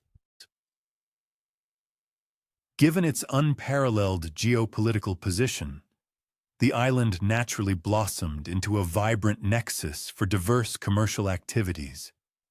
It effectively bridged extensive trade networks spanning Europe, Asia, and Africa, thereby generating considerable revenues through a system of port fees, customs duties, and the Order's own astute commercial ventures and investments. Maintaining an optimal equilibrium between their demanding military responsibilities and their foundational charitable undertakings remained a paramount concern for the Hospitaller leadership. They assiduously strived to uphold their original mission of succor, while adeptly adapting to the intricate realities of territorial sovereignty. The brothers steadfastly continued to operate their renowned hospitals within Rhodes City and other settlements distributed throughout their domains. These institutions dispensed exemplary medical care, drawing upon a vast repository of knowledge meticulously accumulated over centuries from treating grievous battle wounds, combating endemic diseases, and addressing the myriad common ailments afflicting medieval populations. These vital healthcare establishments extended their services not merely to the Order's own personnel, but also to the general civilian populace, weary pilgrims, and transient travelers who found themselves in need of medical intervention. The profound medical expertise painstakingly developed by the Hospitallers represented one of their most invaluable contributions to the well-being and advancement of the territories under their protective control. Their highly skilled physicians, whose training was forged through extensive practical experience and privileged access to a wide array of medical texts from diverse cultural traditions, possessed the capability to effectively treat conditions that often prove daunting or utterly insurmountable for local practitioners. The Order's hospitals were commendably equipped with advanced surgical facilities, dedicated pharmaceutical preparation areas, and specialized wards thoughtfully designed for various types of patients. This sophisticated infrastructure collectively established medical centers that demonstrably surpassed the prevailing contemporary standards found in most other European territories. A deafening, thunderous roar from Ottoman cannons reverberated ominously across Rhodes Harbor on the crisp morning of May 23, 1480. Sultan Mehmed II's colossal invasion fleet, an awe-inspiring spectacle, materialized on the distant horizon, spreading like a foreboding dark storm cloud across the brilliant azure expanse of the Mediterranean waters. Master Pierre d'Aubusson stood stoically atop the imposing palace of the Grand Masters, his hands, weathered by years of command, firmly gripping the cold stone battlements. His gaze, sharp and resolute, swept across the approaching armada, partially obscured by the morning haze. The formidable sight that confronted him embodied the very zenith of Ottoman naval might, a vast assemblage of over 160 vessels of varying dimensions. This included gargantuan galleys bristling with formidable bronze cannons, alongside nimble Goliaths teeming with elite Janissary troops, their distinctive red banners snapping vigorously in the sea breeze as they relentlessly advanced towards the island, which had steadfastly served as Christianity's eastern bulwark for nearly 2 centuries. Mehmed II, the illustrious conqueror of Constantinople, had decisively shifted his strategic focus towards Rhodes, having successfully consolidated Ottoman dominion over the Balkans and firmly established Turkish naval supremacy throughout the Black Sea. The astute Sultan fully comprehended that the persistent hospitaller naval operations launched from Rhodes constituted an incessant and vexing threat to Ottoman commercial shipping lanes and vulnerable coastal territories, while the island's crucial strategic positioning empowered Christian forces to coordinate effectively with European powers keen on challenging Turkish expansion. The complete eradication of the Knights Hospitaller had become an indispensable prerequisite for Ottoman aspirations of absolute mastery over the eastern Mediterranean. The formidable Ottoman contingent that bore down upon Rhodes in 1480 represented, without question, the most colossal military expedition ever marshaled against the island. Mesi Pasha, the meticulously chosen commander of this grand undertaking, had dedicated many months to crafting exhaustive plans. These blueprints thoughtfully integrated invaluable lessons gleaned from previous Turkish siege operations and incorporated detailed intelligence meticulously gathered regarding the Hospitallers' defensive capabilities.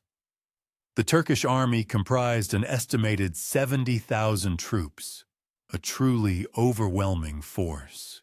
This included the highly disciplined, elite Janissary infantry, proficiently armed with both cutting-edge firearms and traditional weaponry, the versatile Sipahi cavalry, adept in both mounted combat and specialized siege maneuvers, highly trained, specialized artillery crews skilled in operating the colossal cannons that had proven so devastatingly effective against Constantinople's formidable walls, and many thousands of indispensable support personnel, tasked with the critical responsibility of maintaining a continuous flow of supplies and equipment.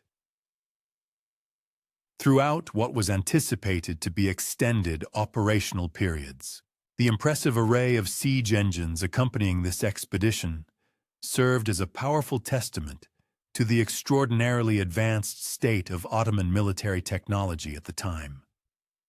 Turkish foundries had successfully engineered and produced cannons of truly unprecedented scale, among them several monstrous bombards capable of launching stone projectiles, each weighing in excess of 600 pounds, with immense destructive force against fortified walls. These colossal weapons, laboriously transported aboard specially constructed vessels and requiring teams of powerful oxen to maneuver them into their strategic positions, unequivocally represented the pinnacle of 15th-century siege warfare innovation. Complementing these giants were smaller cannons, inherently more maneuverable, yet still devastatingly potent. These could be strategically positioned to deliver a sustained and punishing bombardment upon specific defensive strongpoints, all while enjoying a relatively protected status from the defenders. Retaliatory counter-battery fire. Master d'Aubusson's comprehensive preparations for the inevitable siege were a direct reflection of both his extensive personal military experience and the profound collective defensive expertise that the Hospitallers had meticulously amassed over many decades of continuous warfare. Born into the distinguished French nobility around the year 1423, d'Aubusson had entered the order as a young man. He had ascended swiftly through its hierarchical ranks, consistently demonstrating exceptional proficiency in both complex military strategies and intricate administrative affairs. His election as master in 1476 had installed a leader who uniquely combined a far-reaching strategic vision with the indispensable practical experience required for orchestrating and coordinating such elaborate defensive operations. The formidable fortifications under d'Aubusson command stood as the ultimate culmination of nearly 2 centuries of ceaseless enhancement and astute adaptation to the perpetually evolving landscape of military technologies. The robust walls of Rhodes City, originally laid out during the venerable Byzantine period, had been systematically and progressively upgraded by successive hospitaller administrations. These defenses now incorporated the most sophisticated and advanced defensive features available to the most skilled 15th-century military engineers. The imposing outer walls, towering to a height exceeding 40 feet and boasting a thickness of more than 12 feet, were meticulously constructed from massive blocks of local limestone. This extraordinary construction enabled them to absorb an immense degree of punishment from sustained artillery bombardment. Strategically designed projecting towers, meticulously spaced at regular intervals along the entire length of the wall, delivered overlapping fields of fire. This ingenious design could utterly devastate attacking forces, while simultaneously providing secure and defensible positions for the valiant defenders. The meticulous defensive preparations that d'Aubusson had diligently implemented throughout his 4-year tenure as master unequivocally underscored his profound understanding of the dynamically evolving character of siege warfare. The revolutionary introduction of gunpowder artillery had fundamentally and irrevocably altered the traditional balance of power between besiegers and besieged. This seismic shift necessitated entirely novel approaches to both fortification design and defensive tactical methodologies. The master had personally overseen the construction of supplementary earthworks, designed with the specific purpose of absorbing cannon fire far more effectively than rigid stone walls. Concurrently, new artillery positions were ingeniously integrated within the existing fortifications, empowering the defenders to engage enemy batteries at significantly extended ranges, thereby neutralizing a crucial advantage of the attackers. The human resources at d'Aubusson's disposal for the impending defense vividly illustrated both the inherent international character of the order and the practical limitations imposed by their insular location. The garrison comprised approximately 600 brother knights, representing all the major langues. Each knight brought with them specialized skills and unique equipment, a direct reflection of their diverse European backgrounds. The French knights, forming the largest single contingent within the garrison, contributed vital heavy cavalry capabilities and unparalleled expertise in siege warfare, knowledge meticulously acquired through their kingdom's continuous and extensive military campaigns.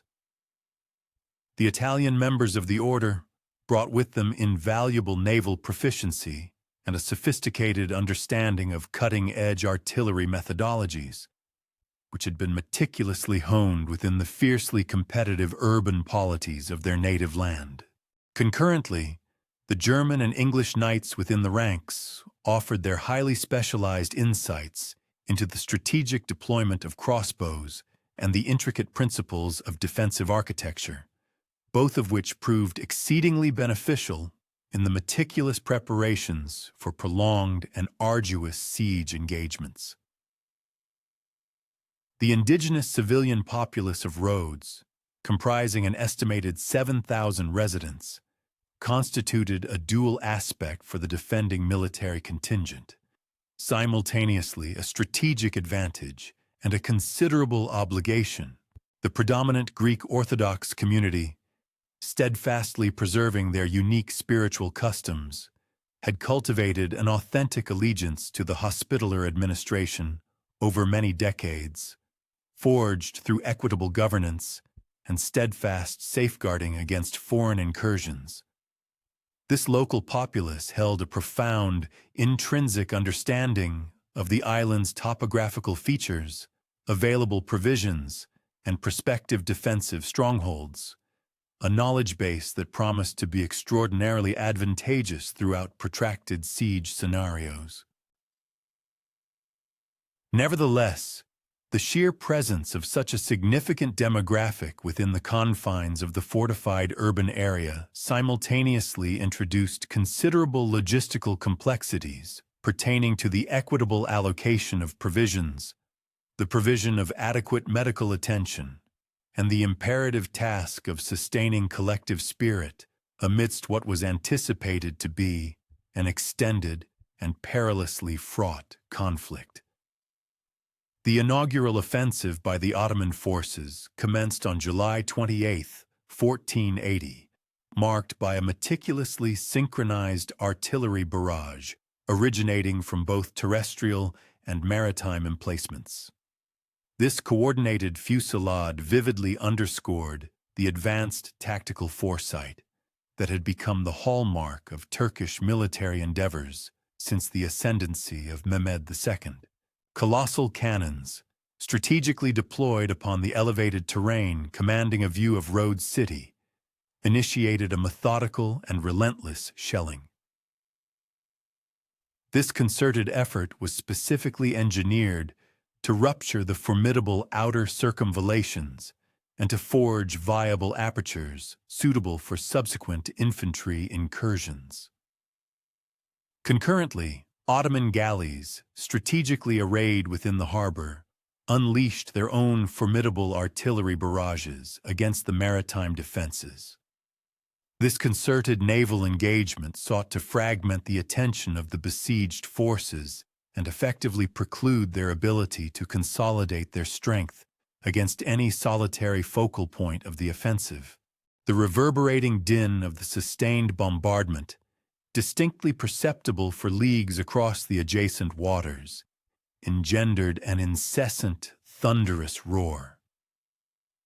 This relentless auditory assault profoundly challenged the composure of both the valiant defenders and the apprehensive civilians seeking refuge within the urban confines.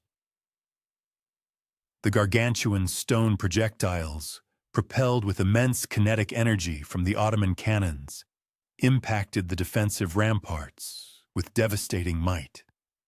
This unleashed billowing plumes of pulverized limestone and shattered detritus, which cascaded dramatically into the thoroughfares situated beneath. Paradoxically, the profound psychological ramifications of this unremitting bombardment, explicitly designed to erode the morale of the defenders and incite capitulation, appeared instead to fortify the Hospitaller determination. The brothers and their loyal adherents collectively realized that their very existence was inextricably linked to the triumph of their defiant stand. Grandmaster d'Aubussan's strategic counter to the incessant Ottoman artillery assault vividly showcased the ingenious defensive advancements that the Hospitallers had meticulously cultivated over their extensive history of engaging in siege warfare.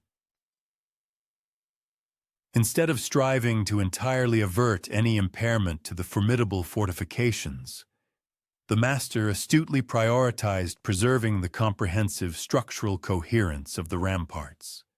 Simultaneously, he oversaw the meticulous establishment of auxiliary defensive emplacements, designed to sustain the resistance even in the event of a catastrophic rupture of the primary external barriers.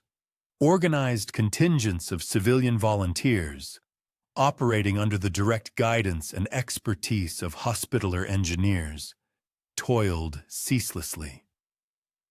Their arduous efforts were dedicated to rectifying the structural harm inflicted by the artillery barrages and to erecting supplementary earthen fortifications specifically designed to absorb the impact of subsequent assaults.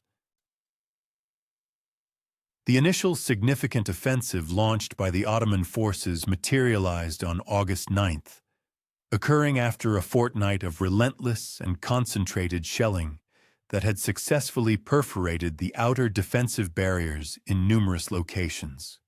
Formidable Janissary infantry, bolstered by the swift Sipahi cavalry and diverse ancillary detachments, surged forward against myriad sectors along the fortifications.